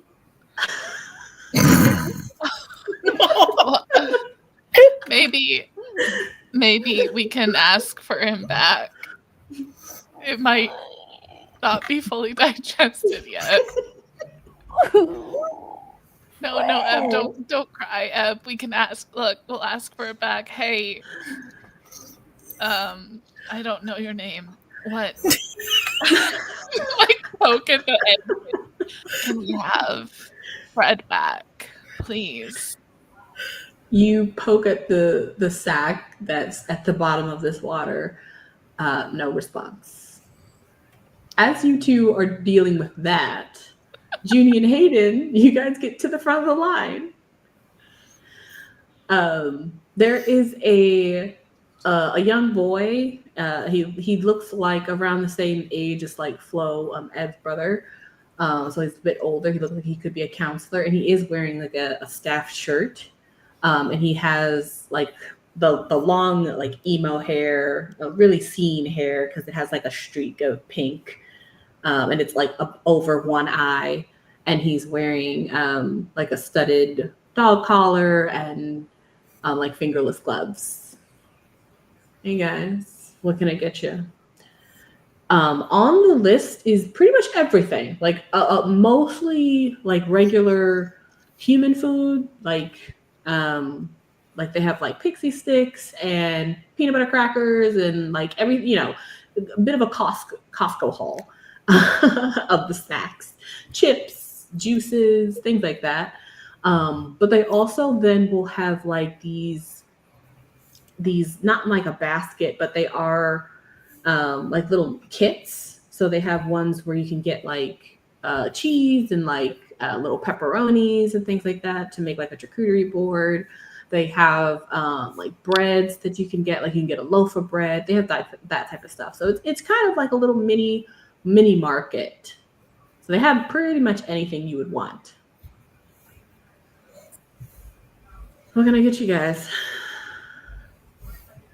I think Juni just starts like pointing out like a bunch of like different kinds of stuff. She's like, okay, I'll have 2 of those, maybe 3 of those, some of those. How do people feel about these? Are these good? And like just like pointing to like different stuff and just like gathering a bunch of different things and different food groups. She's like grabbing everything for like both her and her friends. Yeah. He continues to like, he puts it in like a bag for you, and anytime you ask him a question, he's like, yeah, no, those are good. Yeah, I like the grape version of those. Those are probably the best. Cool. And you want these too? Okay, let's put those in there. And he's just kind of doing that for you and racking it up, and he looks at Hayden. What can I get you? Hayden just gonna take a second. kind of looks over, grabs, just various pixie sticks, some candy bars, that kind of stuff. Mostly because he's overly rationed on sugar at home. So he is just he's fully taking advantage of a chance to be able to hype himself out on sugar. Nice. He starts bagging your stuff up too. And you kind of see he just has a little, a hand calculator. He's adding things up. He kind of looks at Hayden. He's like, cool. That'll be $14.90. There's no hesitation. Reaches into his back pocket, pulls out his own wallet, and just pays it. He takes it. Thank you. Gives you change if you gave him a 15. And then he looks over at Juni. That's just gonna be $2.50. $2.50. What? No, $250. $250? Yeah, you got a lot of. He looks down at the several bags of things you got. You got 2 weeks of worth of groceries. The eyes are wide open, and she's just okay. And she's looking in the back. She's like, okay, I guess I can put these back.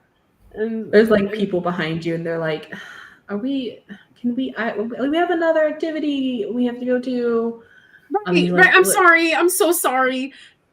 Do you just want half of this? What do you?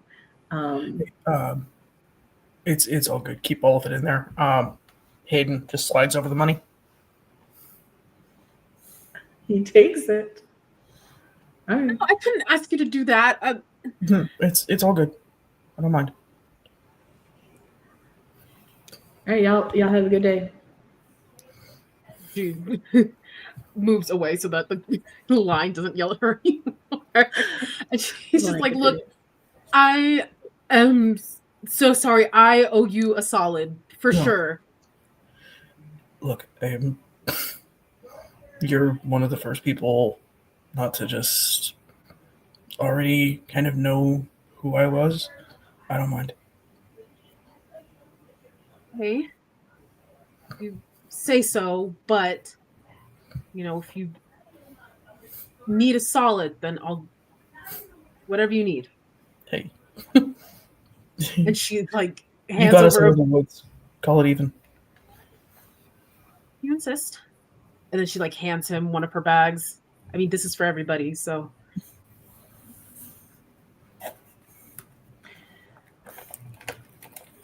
I assume you two make your way back to camp.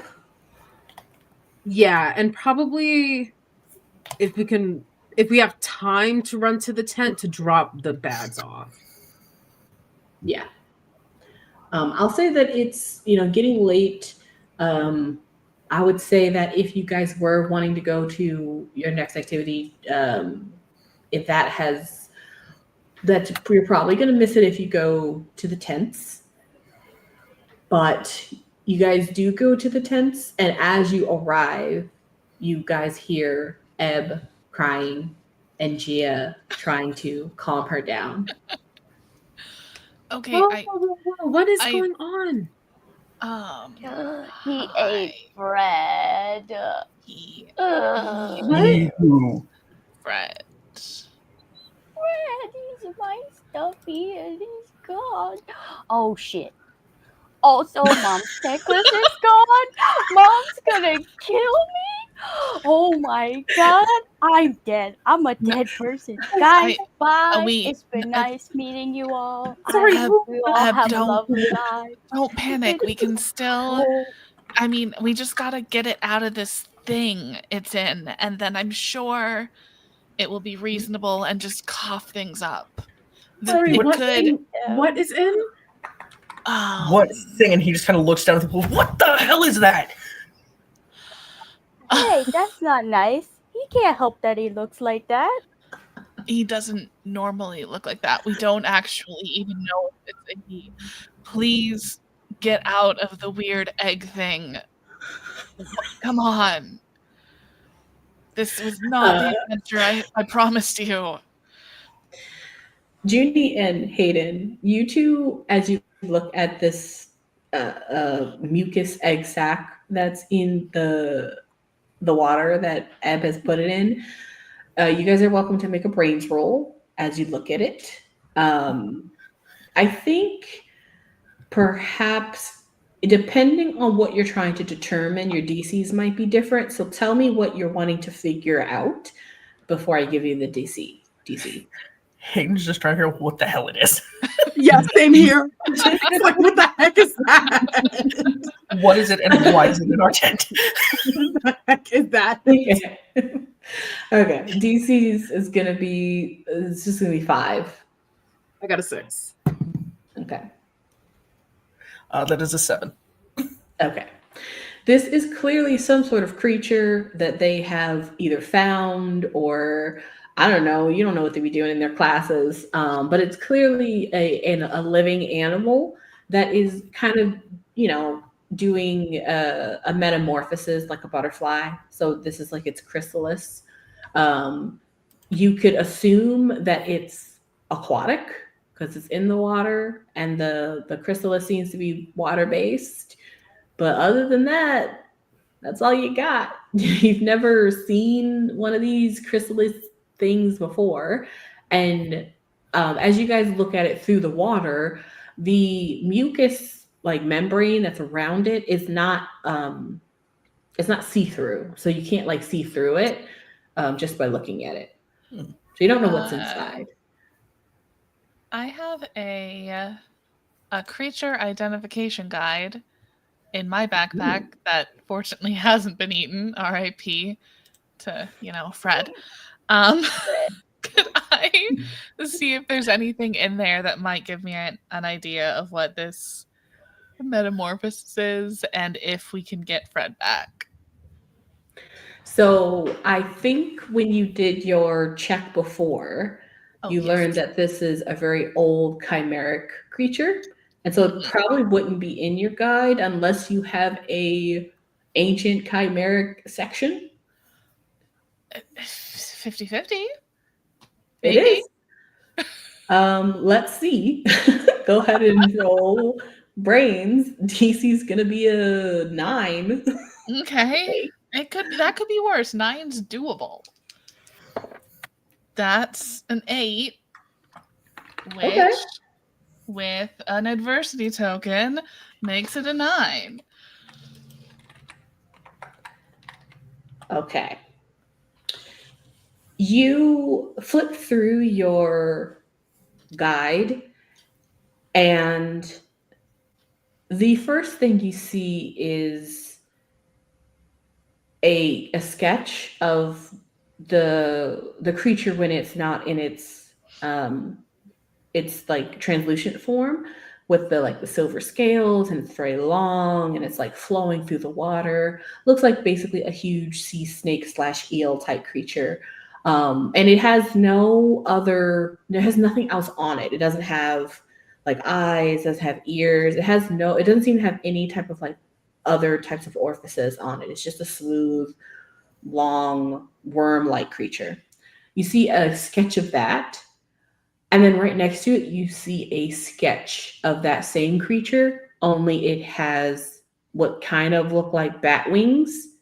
And then you see a sketch next to it of that same creature, except for it's now like 4 times like heavier, it's like fatter, and it has like these big claws that are coming out as well as bat wings. And then you see a last sketch of something that essentially basically looks kind of like a little imp. So it has like sharp horns. It doesn't have any eyes. It just has a huge razor like teeth that are coming out of what looks like a huge hole at the front of its face. Really sharp claws and huge bat wings. And it's just called carnivorous silver. Okay, I mean, the good news is when it hatches, it might not need to be exclusively in water. But I don't bad know if we're news. getting Fred back. I think we're just gonna have to wait for it to hatch. Is there Does it anything in the book say that or- like gives a time limit or anything? Yeah. There's a bunch of like jotting down. Again, it's more of a theoretical like journal of like like almost like a field journal. Like, oh, this has been noticed, but they're very old like notes of like, oh, like the time frame in terms of like hundreds of years ago. So you're not 100% sure if this is actually accurate and if this is what you're looking at, but this is what you would assume this thing is. But it just basically says like, this is the time frame that this has been noticed. This is the time frame this has been noticed. Unfortunately, it's not in chronological order. So it's just basically this is what they assume the next phase is based on what they saw.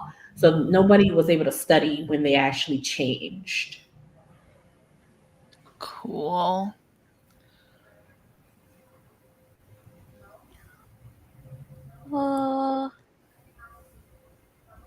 So it could be an egg forever.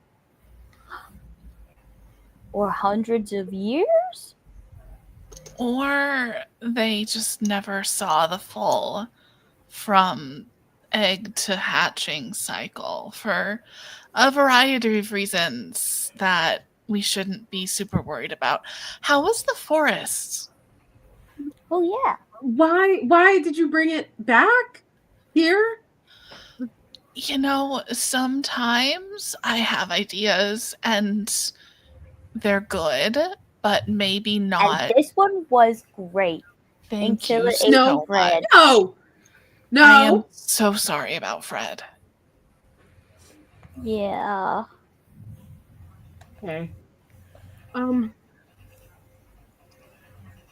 forest went fine. We probably shouldn't go in there ever again. Why? I got snacks, but I'm not sure I should leave them here. I'm sure They we were should too leave us expensive. here. That's so Oh, true. it's so fine. What is it? It's not gonna maybe Fine? Yeah. And it ate all of Ebb's stuff? Yeah, they like rocks and rings and necklaces and stuff. No, so thank you. it's gotta be full, right? It's gotta how be. long? I mean, Until it turned wakes into back up. an egg. So my guess is it ate all that stuff so that it could sleep for a while and be You an hope. egg. You hope, but we don't know. Well, it's here now. I don't know what we could really do about it. Okay, but it could hatch in our sleep and then eat us. I mean, probably it would eat Ebb first. Yeah. And Ebb would wake up and tell us so then we could rescue her. I have a couple of defense mechanisms that would make it kind of incapacitated before it could eat me, so. Yeah. Like, best case scenario, really. Yeah, I'm not going to comment on how calm you just sounded saying, well, it's going to eat Ebb first. I'm hard to eat. Right. She's not alarmed about it. Handling Not alarmed about anything. Handling magical creatures comes with a certain level of risk that you just have to accept. And cursed items. What? Handling cursed items comes with a bit of risk that you have to be willing to accept. You're not wrong. Weird to just kind of throw that out there, but yeah, I mean, I'm saying Ebb gets it. You two went into a potentially haunted forest with a whistling person. You accepted some level of risk. Look, it wasn't haunted, I think, and couldn't find the creature. But it is very big, and very vast. And honestly, if I didn't have my broom, we probably would have been lost forever. So maybe don't go in there, okay? Especially not because you have a giant slimy egg to take care of Okay? I'm not watching that thing. Okay? And I also don't want my stuff eaten. Should I find somewhere else to sleep tonight? No? Hayden, make a brains roll. Happily. Someone needs to. DC is going to I be have 4. none. No brains. What was that, DC? 4. The tragedy is Gia's not dumb. She's just an idiot. Perfect. So that's a 15. Oh, wow. Nice. Yay, a smart person. God. As Ebb casually mentions cursed objects, you remember that she swiped the cursed objects from the cursed objects professor's table and that it was in her backpack.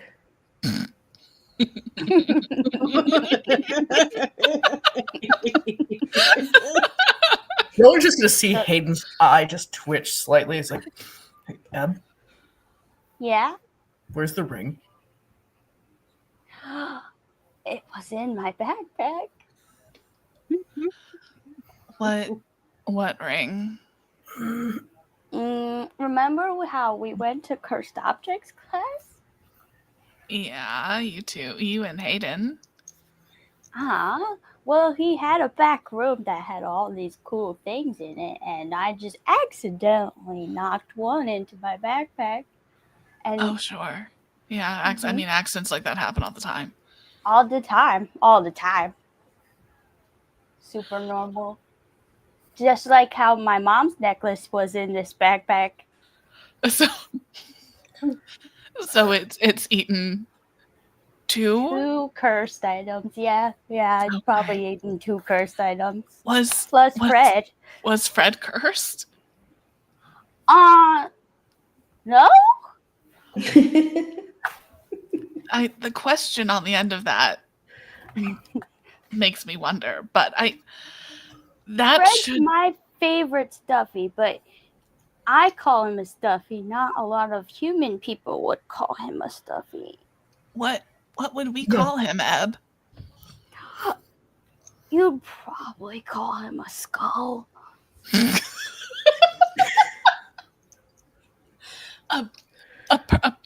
A human skull? Yeah. He used to be a pirate. Oh, I'm getting Mickey. How did you? Wait, no, don't get Mickey. Don't. No, don't do somebody's that. got to do something about this. She has like 1 foot out of the tent. It's like, No. Somebody's got to put that thing back where it came from, or so help me. We can't just throw it back in the lake like this. It's vulnerable. Oh, No, you don't think it's vulnerable in this tent? What if we hatch it and it thinks we're its mom? yeah. Absolutely not. Absolutely. Then we can name it Fred too. Oh, Fred Jr. Ginny, you can't do that to Fred Jr. Yeah. Fred Jr. needs our protection right now. Once you name it, you get attached to it. Don't call my son an it. Yeah. No. You're right. I shouldn't assign a gender. It's for Fred to decide. Yeah, well, that's fair. The bell tolls, and it is dinner time.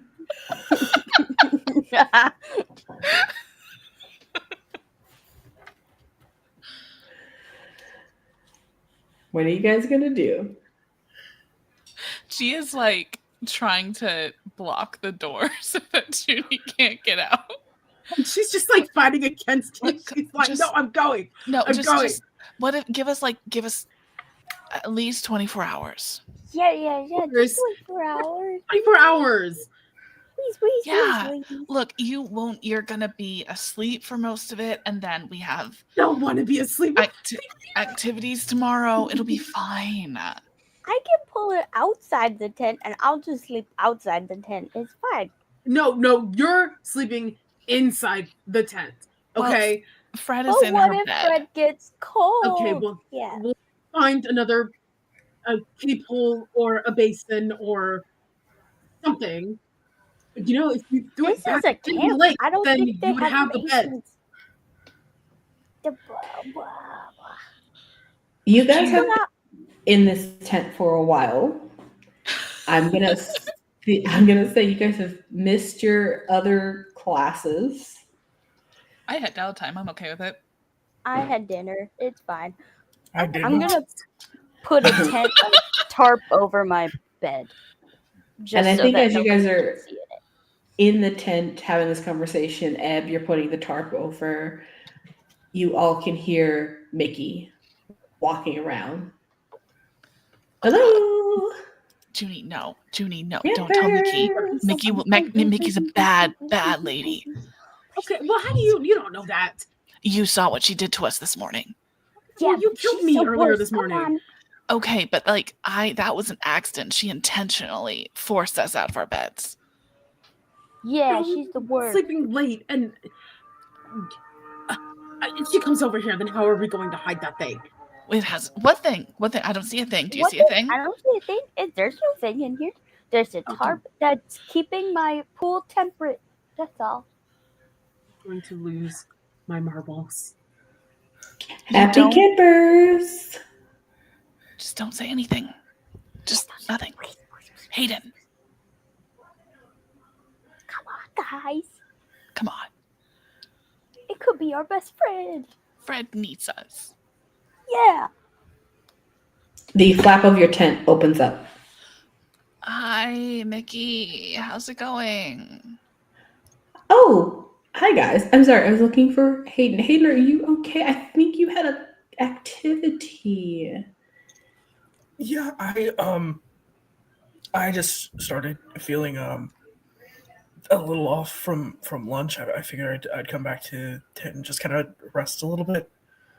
Oh, do we need the nurse? She kind of takes off her No. crystal. Huh? No. It's fine. Just I guess kind of just getting used to the camp food here. Oh, we yeah. stocked up on some snacks, and I get my duffel bag out and start refilling my backpack with snacks.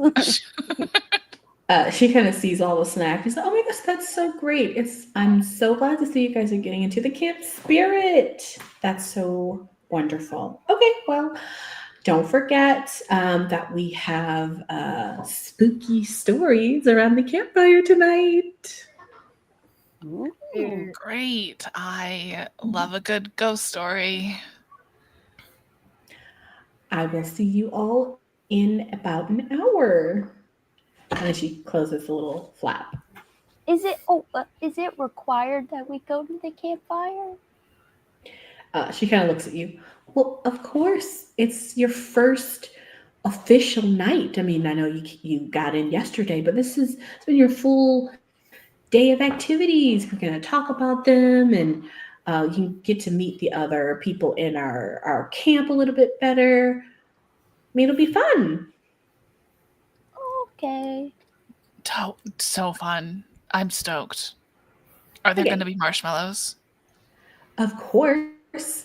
We're going to make s'mores, and I'm even going to make a dump cake for everybody. It's going to be really fun. Sounds so cool.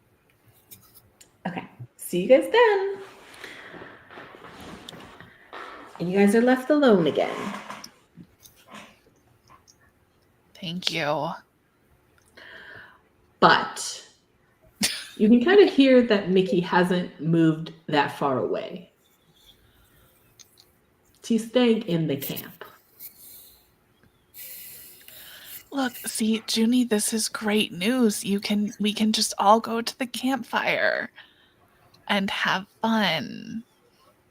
See? Junie is packing up her thing. Like, I'm not leaving my stuff here for if that thing wakes up and it eats something. You know what? Hopefully at the campfire, I can find somebody who has another sleeping bag I can sleep in.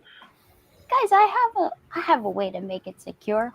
I'm gonna do something gross though, so just be prepared for gross things to happen. Okay. Cool? Yeah. Okay. And I'm gonna use my talent gross. My gross ability. which is my skin gets all like gooey and mucusy, and then I puff up like the blueberry girl in Willy Wonka, but with spikes, and my face kind of turns really fishy like, and I look like a giant blowfish now, and with little arms. Perfect. And I'm just gonna break off a bunch of my spines and like stick them into the tarp to like keep the tarp completely airtight around the swimming pool so that something couldn't like pull it out without a lot of effort. Okay. You just do that. And then I like really slowly and awkwardly deflate back into a person. I think that was such a interesting action, and some people are a little nervous about this new creature. I'm gonna need Ebb for you to do a charm roll to see if everyone gets on board with what's going on here. So it's going to be Ebb's charm against you three or whoever would like to roll your grit. Can I choose to just be on board with Ebb? Yeah. Okay, You we're just Team can. Fred. Well, my grit is a 4, so There you go.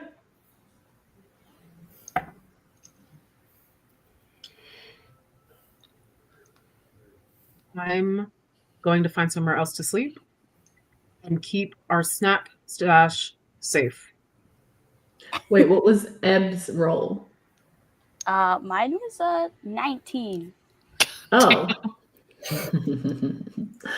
Hayden, are you rolling? I did. There's no way I was going to beat that. That was a 6.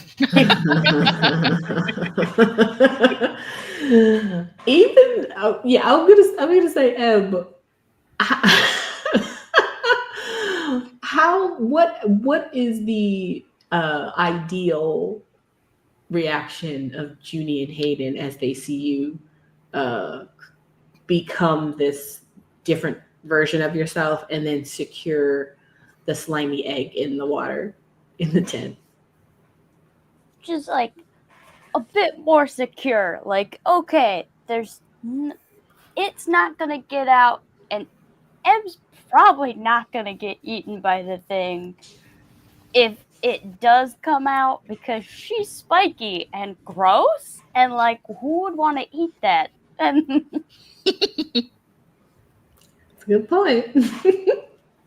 I think Juni and Hayden, you guys are both a bit surprised that Ebb even had this ability to transform this way at will. And so I do think you feel a little bit more secure in the fact that she could probably take care of herself if she needed to. And you can clearly see that the tarp is fastened securely. So someone would have to intentionally like take the tarp off for this thing to get out of the pool.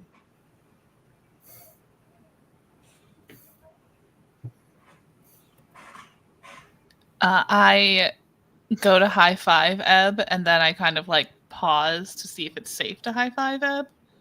oh yeah, I should go take a dunk in the lake before you do that. This mucus is kind of toxic. Unless you want to get high, but dolphins play with me sometimes. Let me rain check that. I feel like I'm probably in enough trouble right now. I'll say that you all get comfortable enough with the idea of this mucus egg being secured that you all are going to choose to stay in the tent. However, I think Juni just moves her bed and her stuff like to the entrance. Absolutely. Like, just in case I gotta roll out. Absolutely. All of my stuff is well hidden, and I'm close to the exit in case I need to leave quickly. Probably smart. As as night descends, I'm gonna say you guys stayed in here for a bit, doing the securing, talking, so you have missed dinner. It is already nighttime, and you can hear the fire kind of like crackling, and a bunch of the campers from your camp coming around the fire.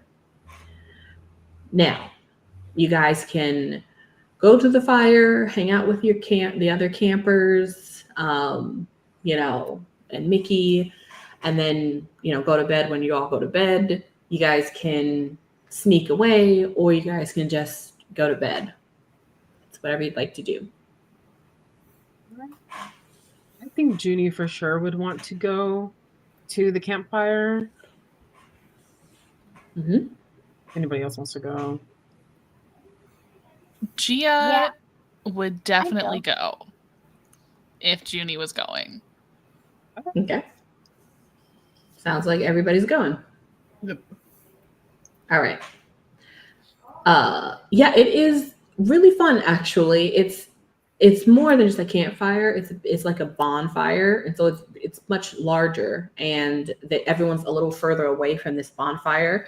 But you are able to like get like a little metal rod that you can put like your marshmallows on, and there's like a little station where you can make s'mores. There's a little station where you can get like other snacks. They have like juice and soda, and so it's basically like a welcome party, and Mickey's there, but also so are a couple of other counselors that are in some of the other camps, as well as some other teams, some other campers, and it's a really fun time. You guys just hang out, you hopefully make friends, and you have a good time until it gets almost to like the end of the night. Everyone has eaten. Everyone has kind of chatted for a while. Anyone who wants to, go ahead and make a charm roll to see if you like made some friends and met some new people. Yes, and I was going to ask. Friends. DC, I think for this is pretty easy because that's everyone's really happy. It's a good time. So DC is going to be just a 6. 11. All right. Oh, plus 1, 12. Nice. I got a 17. Wow. Jeez.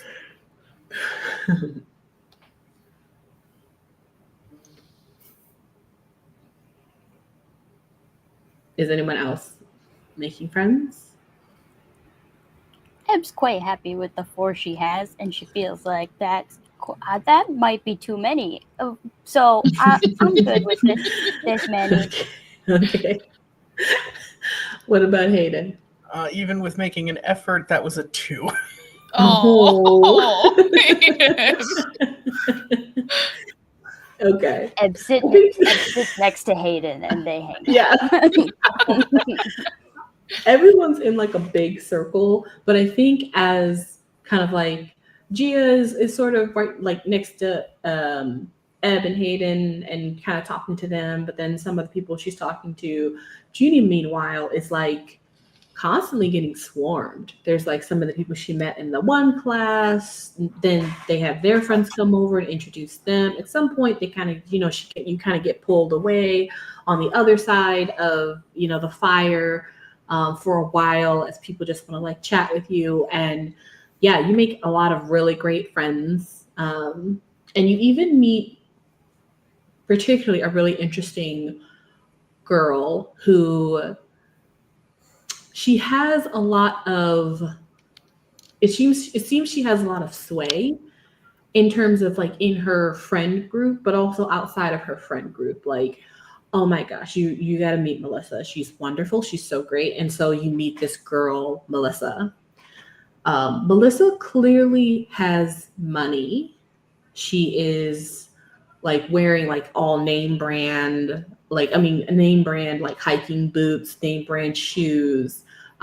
She's out in the wilderness, but she's wearing like diamond earrings type of situation. And she kind of looks at you and she goes, oh my gosh, I've heard so much about you. You need to sit down, talk to us. We want to learn all about where did you say you went to again? Public school, was it? Yeah, non-magical school. Oh my gosh, that's so fun. Tell me all about non-magical school. What do you guys do there? Like all kinds of things, learning like science and engineering and, how to survive daily life. Oh, It's pretty much like the same things here, just like non-magical.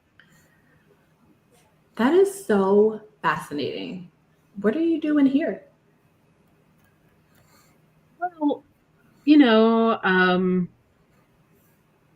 my parents thought it would be good for me to, try something new.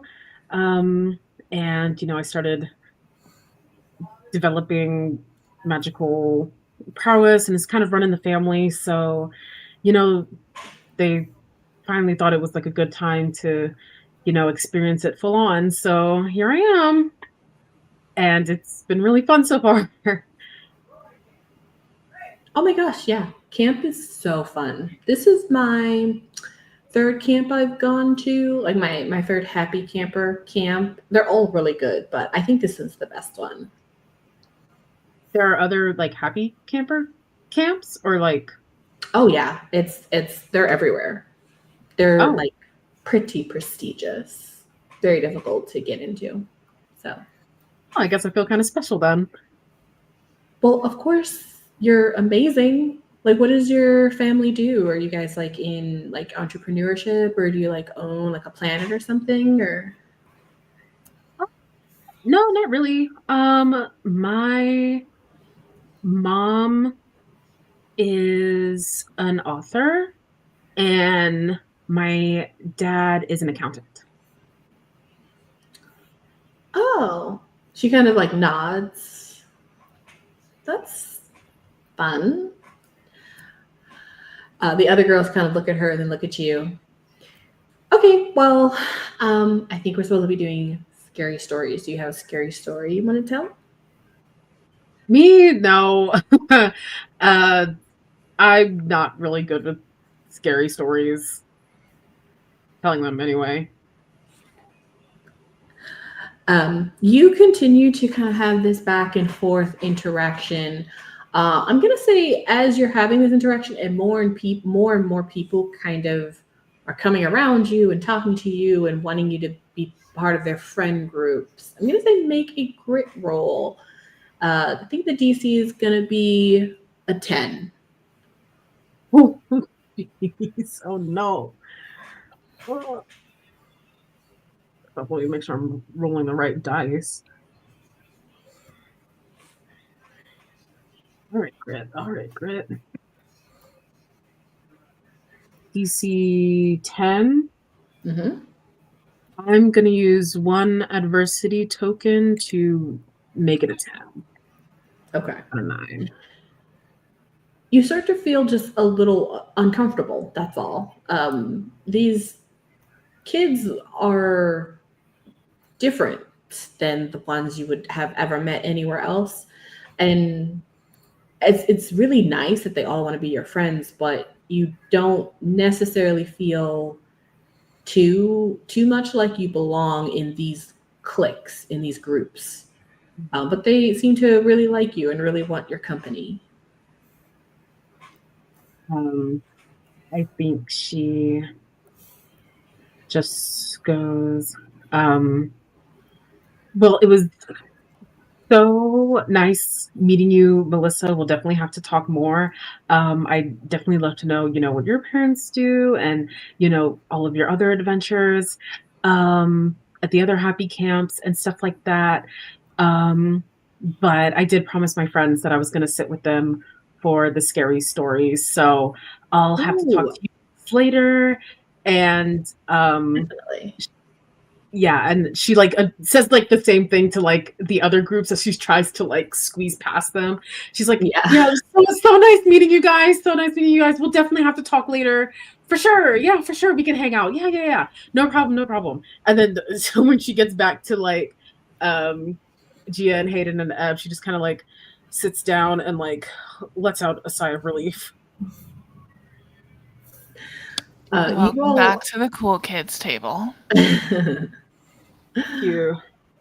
Don't know what happened there.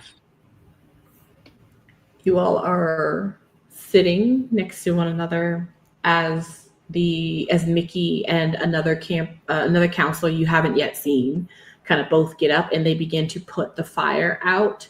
It's a huge fire, so they're just like kind of dimming it and making it smaller as the night winds down.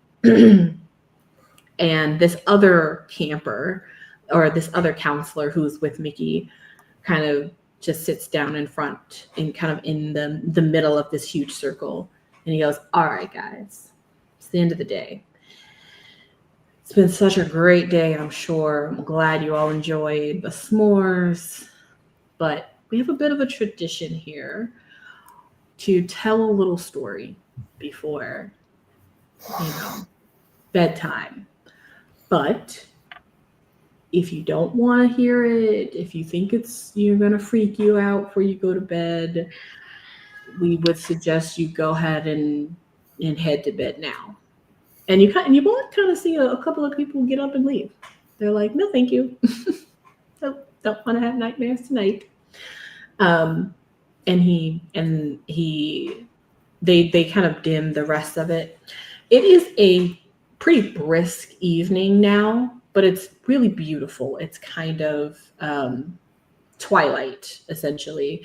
But like everything has this really beautiful blue cast on it. And he proceeds to tell several stories. Some of them are a little goofy and scary. Some of them are a little like creepy and scary, but none of them are like too bad, nothing that you guys are like, oh, that was really bad or really scary. And he hands the torch over to like Mickey, who does a couple. He hands the torch over to somebody else, and a couple of the counselors go through it. And you can see more and more of the campers like, oh, that was a good one. That was a funny one. I like that one. That was too scary. And that kind of goes on for the night. And then one of the counselors, he's like, hey, everybody, my name is Carson. This isn't really a story. This is actually something that really happened, but it's really famous because it happened here at the camp. So we're going to close out with this one tonight. And he begins to tell the story of a boy who late one night was in the camp, this very camp, some might say, heard this strange noise. And as he got up to investigate, no one knows what happens, but he was chased by this creature all the way up to the cliffs. And even though nobody knows what happened when he got up to the cliffs, the reason why it's called Break Leg Point is because for some reason he tumbled over the cliffside down onto the bottom of the cliff and broke both his legs. Some say he lived. Others say they never found his body. Nobody knows. But also nobody knows why he ran in the first place, what he was running from. Perhaps we'll never know. And they put water on the last of the bonfire. And Mickey just goes, all right, guys, time to go to bed. And everyone begins to get up and go to their respective tents. As you guys get to your tent, anything you want to do before you go to sleep? Can we just like take a peek under the tarp and see if the egg has changed at all? Mm-hmm. Yes. You can. Take one spike out and just peek under the corner of the tarp. Mm-hmm. Sure, if you want. What do you think you see? Probably still the same. It does look kind of the same. The mucus around it has obviously seeped into the water because it's obviously mucus. You're not sure if it's like gotten any bigger or not. It kind of looks the same size, but it's still there at the bottom of the pool. Gia's just like right next to Ebb, like whispering positive affirmations at it. Yeah. Like, you're so pretty. You're so smart. I can't wait to meet you. You're amazing. Please give us Fred back. But if not, you're still perfect. You're the best egg ever. Are you just saying this, or are you trying to use wild speak? I'm trying to use wild speak. I'm trying to imprint on the egg. Yes. Go ahead and make a charm roll. This is going to be contested, but I am not going to tell you what the die is. Oh, no. Oh. Okay.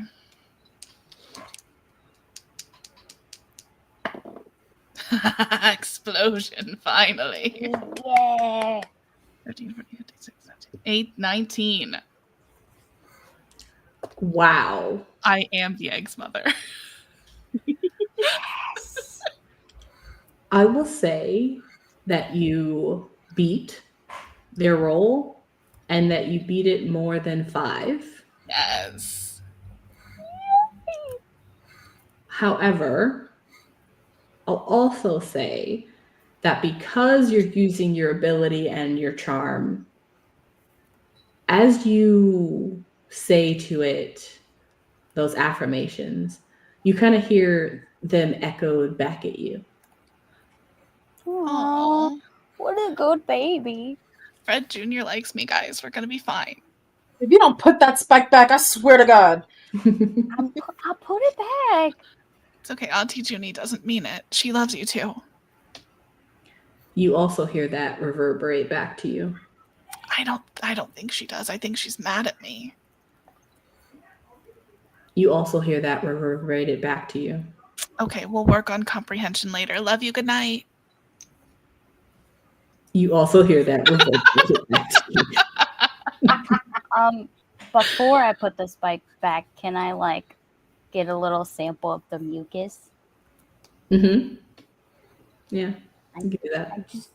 I want to kind of rub it on the end of a little bit of it on the end of my finger and see if it makes it invisible. Oh. It doesn't. Dang. Ooh. This could have been how we were going to get into the main office to get Brooms back. But That it's would not. have been brilliant. I know. It would have been so good. Okay, I'll put the spike back.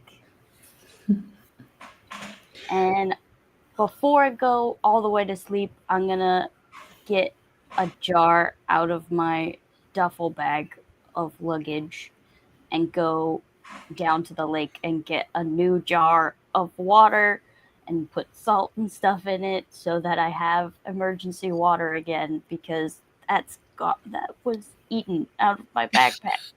So. Okay. You all get ready to go to bed. Is anyone doing anything before they go to bed while Ebb gets some water? I think Junie's just making sure all of her belongings are secure. She's holding her bunny really, really tight. She took whatever medication she had to take before bed, and yeah, she's just like can't stop looking at the tar. She's like, her eyes are on it until she's going to fall asleep. Okay. You all, I'll say Judy, Hayden, and Gia, you 3 fall asleep eventually. And so you can go ahead and reset your grit. You no longer have a -1. Yay. Ebb, as you go down to the river, or are you going to the river that's close to you, or are you going to whatever water's closest, and then I can mix in my minerals and stuff that I need in the water. Okay. As you go down to the river to grab your water, you hear a low, long whistle coming from the forest. Oh no.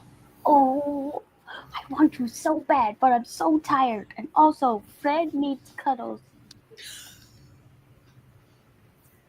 I'm not gonna do it. I'm just gonna whistle back the woods and be like, I'll see you again later. Okay. You whistle with that intention. Not sure if that's what that gets across, but it is simply whistled. And you make your way back to the tent. And by the time you get back to the tent and get back to, get cozy so you can go to sleep, the last thing you hear as you fall asleep is the whistle returned, low and long, and a little bit closer. You all fall asleep and you wake up the next day, early in the morning, once again to Mickey saying, "Rise and shine, everybody." And as you all get up and you're stretching, who's awake? Gia's awake. Not Junie. As soon as I hear noise, I get up and make sure all the spikes are in the place and that the egg is okay. Mm-hmm. Everybody make a grit roll. DC is going to be 7. Did I also get rid of my minus crit? Yes. Okay. Is it grit for who's awake or just Ebb? I would say everybody, actually. Oh. That's a 2. I got a 12. I'm sorry, I got a 13. Okay. That's a 7. Also a 2. Mm-hmm. We're doing so well. Juni and Hayden beat it, and Ebb and Gia did not, right? That feels, Yeah. it's both correct and feels correct. Yeah. Gia and Hayden and Ebb, as you guys kind of wake up, and Ebb, you immediately go over to check on the spikes. The spikes are all still firmly in the ground. Doesn't look like anything has been disturbed with the pool.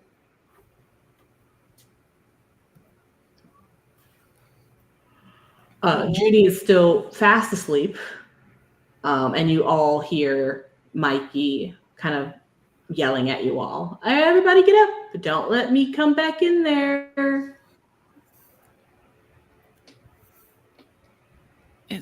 So Fred's all good. Yep. He's still in there. Okay. Can I peek in the corner and make sure he's still in there? Yeah, you didn't peek in, but that is what you see as you guys just look at the tarp. Can I peek in? Mm-hmm. Is he still in there? No. What? Oh no. The pool still has water, but there is nothing in it. Not even the twinkly thing that he was before? To the naked eye, for you, you don't see anything in the pool. Junie slowly starts to wake up after hearing, Mikey shout a little more. Oh, it's too early. I'm just gonna slowly put the spike back. Not say anything. Curiosity, was that "oh no" out loud? No.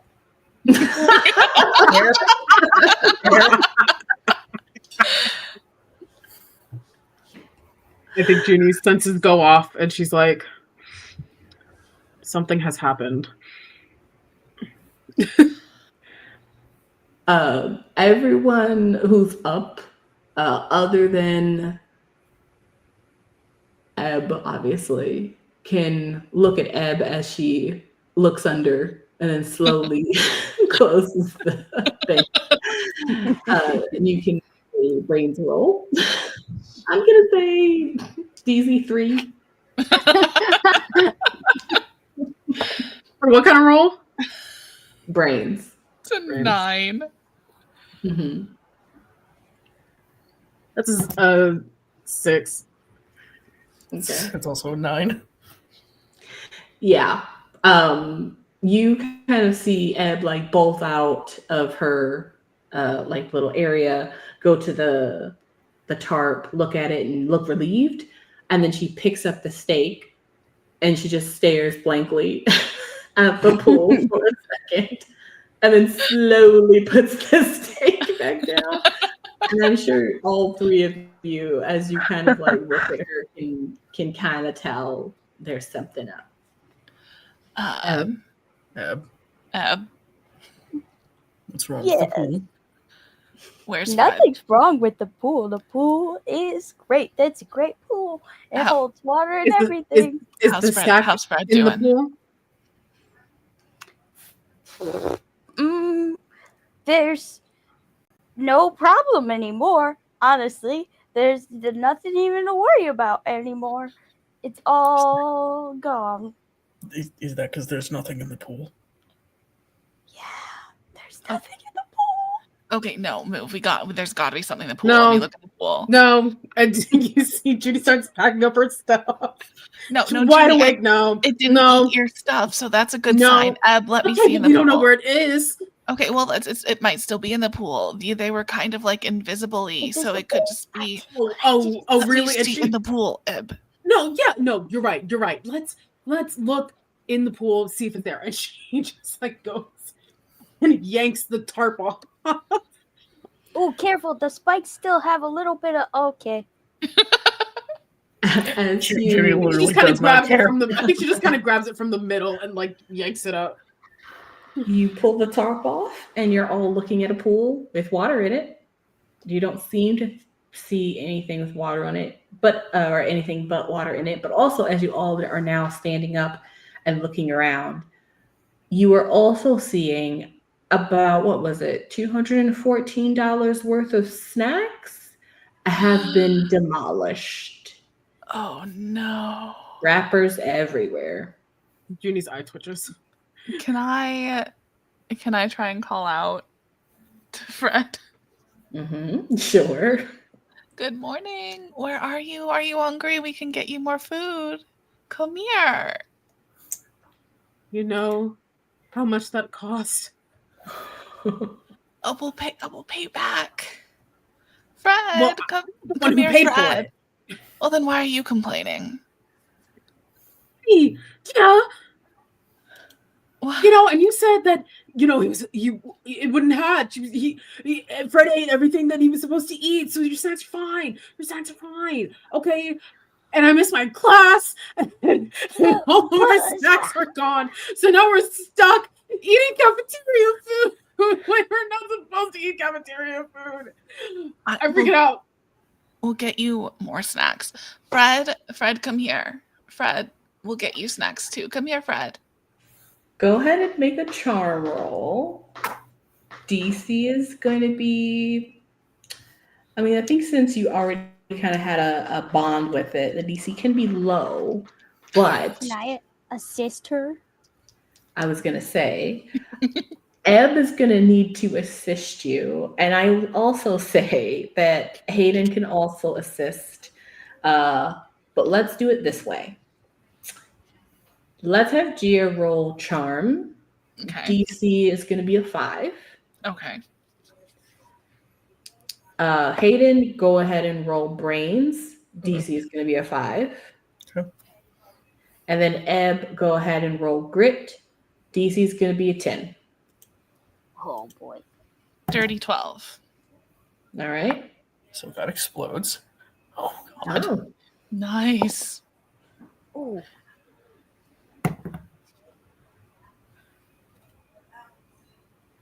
So that is a 30. What? 30. Yeah, my brains is a D20. You genius. Nice. Wow. Okay. Meanwhile, Junie's just I got- pacing. I got a 9 plus 1, which is a 10. Okay. Nice. So Gia, you call for Fred, and at first you don't see or hear anything. Usually, I'm assuming your bat familiar is like on your shoulder. Yeah, he likes to be my backpack. You feel another weight on your other shoulder of something that landed there, but it is invisible. Can I like reach up and try and pet it? Mm-hmm. It Fred? feels like it is covered in scales.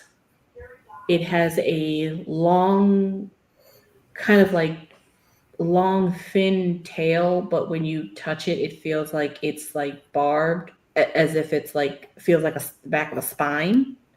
Oh, But it's like covered in skin, but it's scales. And it has wings that are very similar to your bat's wings. And it's a bit chubby. It's thin. It's sitting. It's heavy on the shoulder. um, but it is sitting there like fairly secure because its claws are digging into your shoulder. great. Hayden, Hi, Fred. as this happens, even though none of you can see this, not really, you can kind of see the interaction that Gia is having, but you don't see this thing. Hayden, with such a high DC, I will say that you at least notice what happens next, which is Ebb, you were able to commune with your mother's necklace as well as the onyx ring because both of those items are still inside of this creature.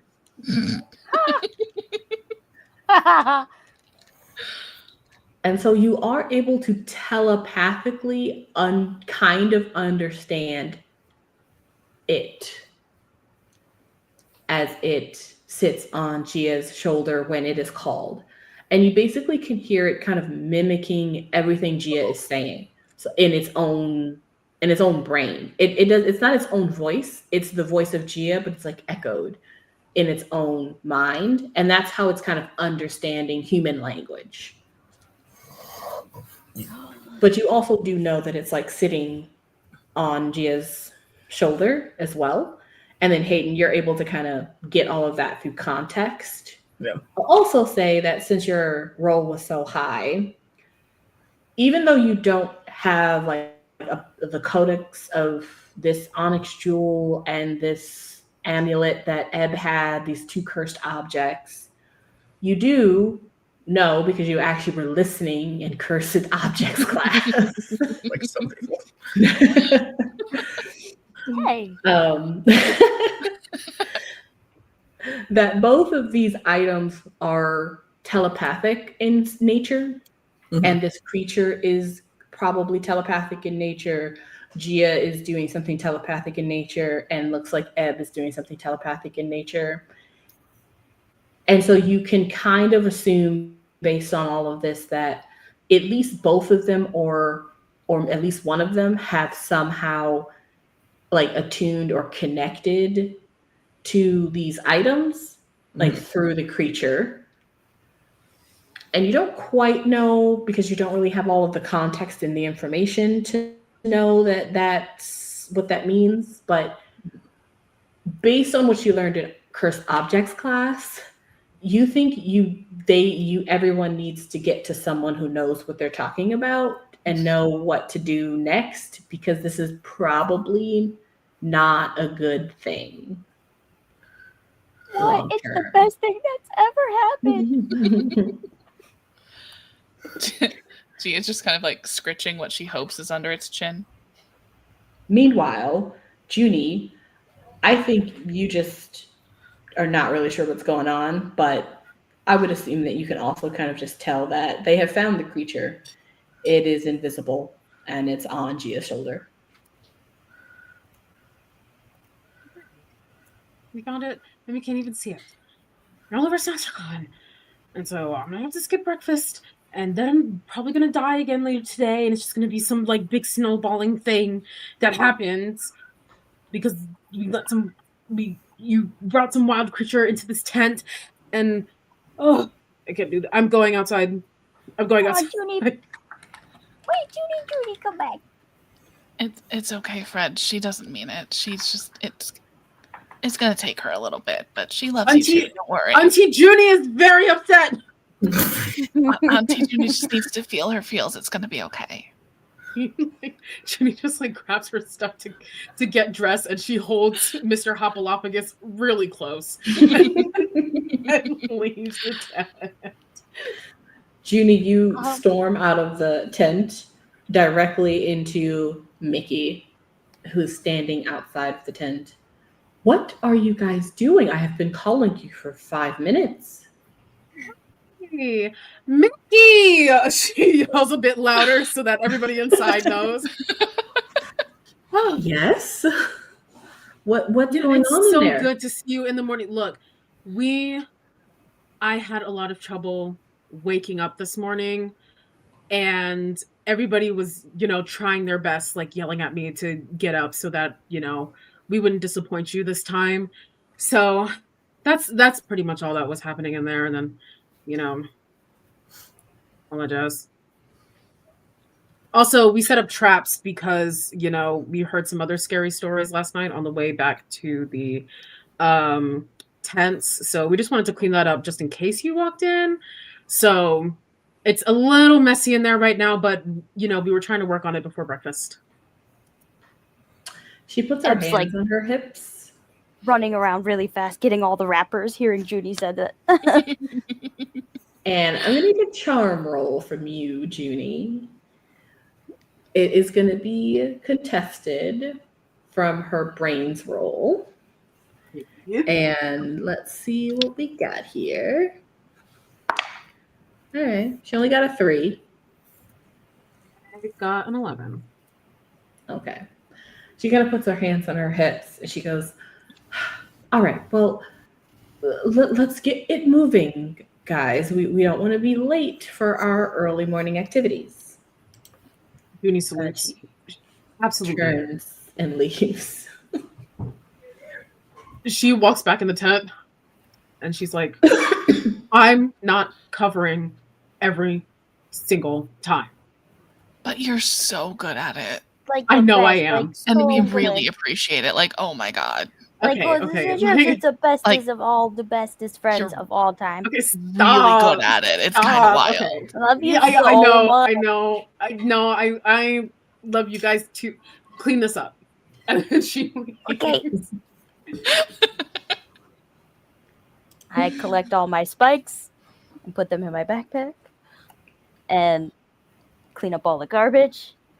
And then if the thing lets me approach it, I'm going to very gently ask, Fred Jr., could you spit out the necklace? That's the only one that I might get murdered for. The other one, I don't care. You could keep it. You deserve it, honestly, for eating all the things. But Mom's necklace might get me murdered. So could you maybe spit it back out, please? You go up to Gia's shoulder, and this invisible chimeric creature you kind of talk to, go ahead and roll charm. You kind of have a telepathic link to it. So we'll say the DC's only 4. Okay. Oh, man. I am rolling exact numbers today. So I got a 3, but I have a +1. So that is a 4. Okay. Seeing as how you guys don't actually have any idea the anatomy of this creature, you ask it to barf up this item. And instead what happens is you hear a tearing, a ripping, and a cracking as its stomach sort of opens on its own, sort of its rib cage popping open like a trap cage. and the necklace falls out along with most of the eaten snacks, a lot of seawater, and just some goop Fred? just all over Gia's shirt, Oh, pajamas. not I'm again. sorry. Sorry. You should change your shirt. I'm gonna. But look, I got the necklace back. You're just the best boyfriend, Junior. Oh my god, I will die for this creature. He's the It's coolest This thing creature that doesn't kill you. ever. I don't care. It's Page closes back up. Okay, that was really fun to hear right next to my ear. Hey buddy, So cool. can you I would like to change clothes. Could you maybe like hop on the bed for a second and then you can come back with my shoulder.